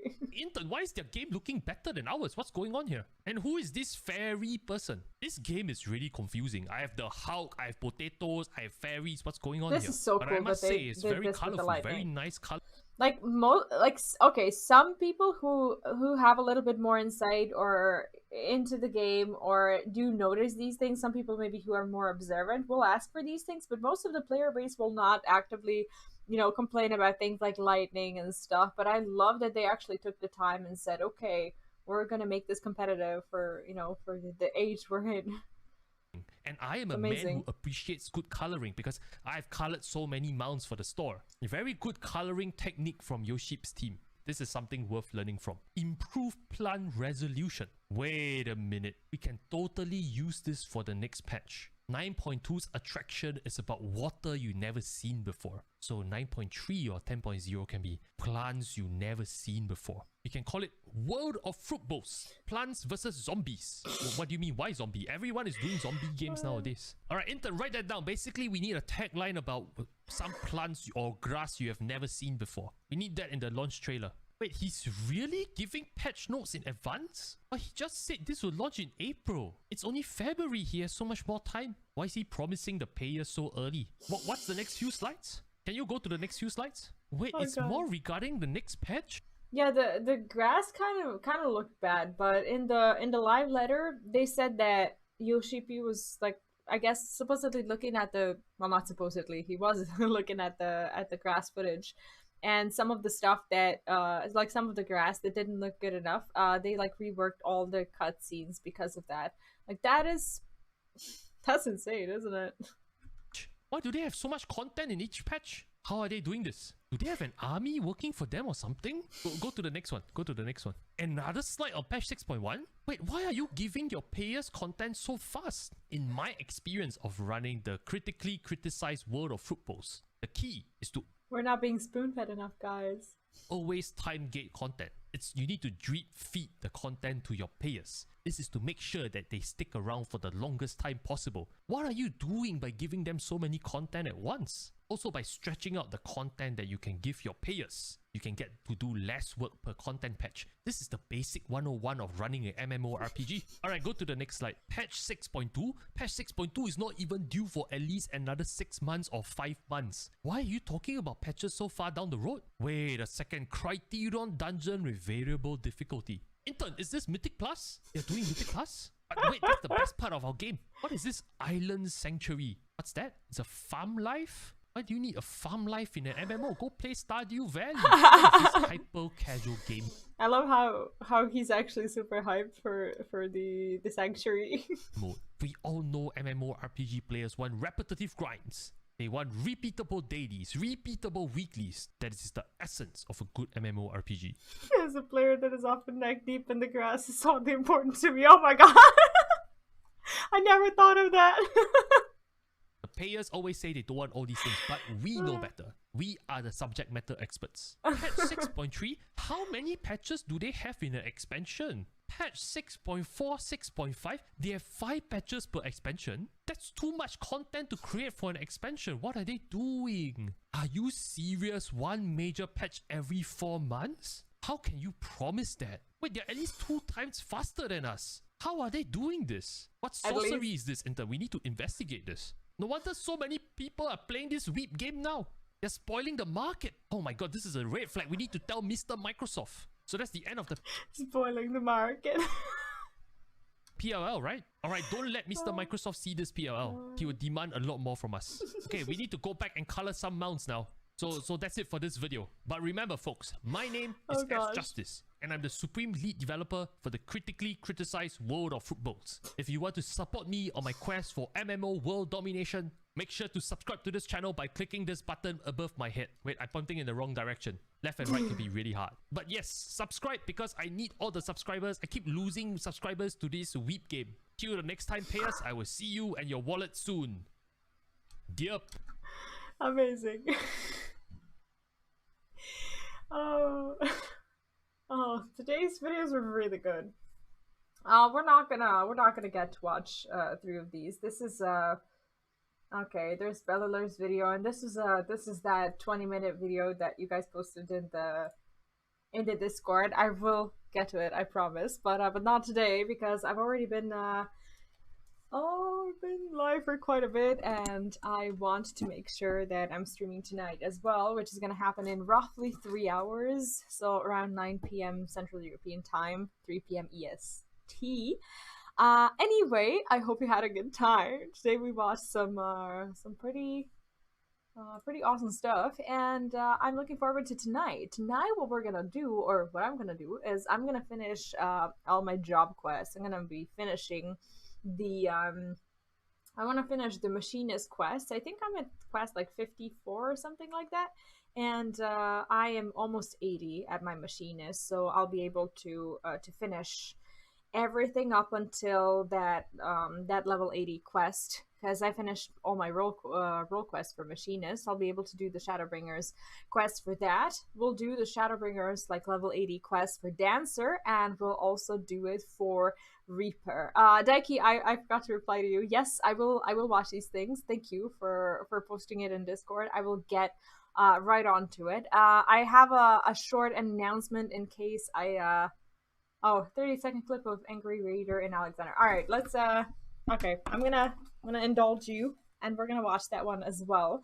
But I do have a short announcement before we get to that. Oh, sorry about that. My announcement is that next, if it really is okay, there's gonna okay. These other videos are lore videos, and I wanna commit. I wanna pay more. Oh, what is this? Why is this oh, this is not a YouTube video, right? This is something else. Okay, where is what is this? Discord. Oh, this is a download. Why'd you send me a download? Is this not a YouTube thing? What? You're sending me viruses? Just kidding. Okay, we'll open it. Anyway, I hope you had fun today, and I just wanted to mention that next week I will not be streaming because I have my kid over the weekend next week, but I will be back. I will be back week after that. So that is gonna be, I'm gonna tell you the exact date. That is gonna be March the 4th. That is when we're gonna have our glam contest. I'm sorry for delaying it, but you guys have requested that it's Friday, and it's gonna be on Friday. So I'm gonna give you like 2 weeks to get your glams ready, and we're gonna go do that. Also, Luneth will be joining us on March the 4th. That's when you'll see him. I'll see him on March the 1st or something like that. So yeah, that's gonna be new. And yeah, apart from that, let's watch these 30 seconds of Alexander stuff. What is this? Is this gonna rip our ears? Probably.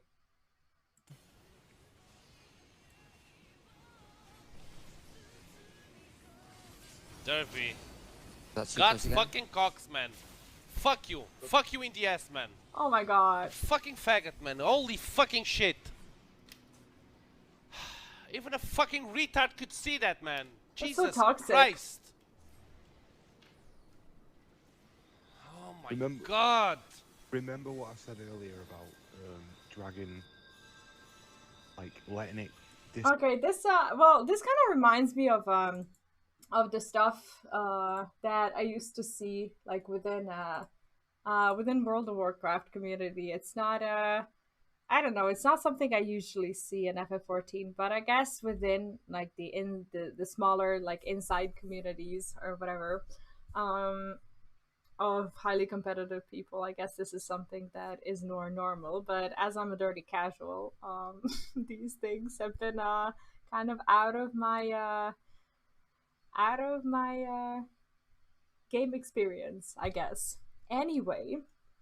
Anyway, you guys will not get to keep me a second longer. I have to go and make some dinner and probably go to the store. And I will be back in like 3 hours, but less. So I'll be back with my role quest. The reason is the download was deleted everywhere. Yeah, no wonder it was deleted. Are you gonna get me in trouble for having me watch that? Jesus. Okay. Yeah, I'll see you tonight. I'll see you at 9 p.m. Central European Time, 3 p.m. EST, and I hope you have an amazing rest of your evening, and I hope I see you tonight for a bit more of the lore stuff. And I don't know if it's gonna be a long stream. I just want to finish my quests and spend a little bit more time with you. It is gonna be my last stream for the next 2 weeks, so I'm looking forward to spending a little bit of time with you for that. And yeah, thanks for joining today. I hope you had fun. Thanks for awesome videos that you posted, and I will see you in a bit. Take care, have a good day, and bye bye.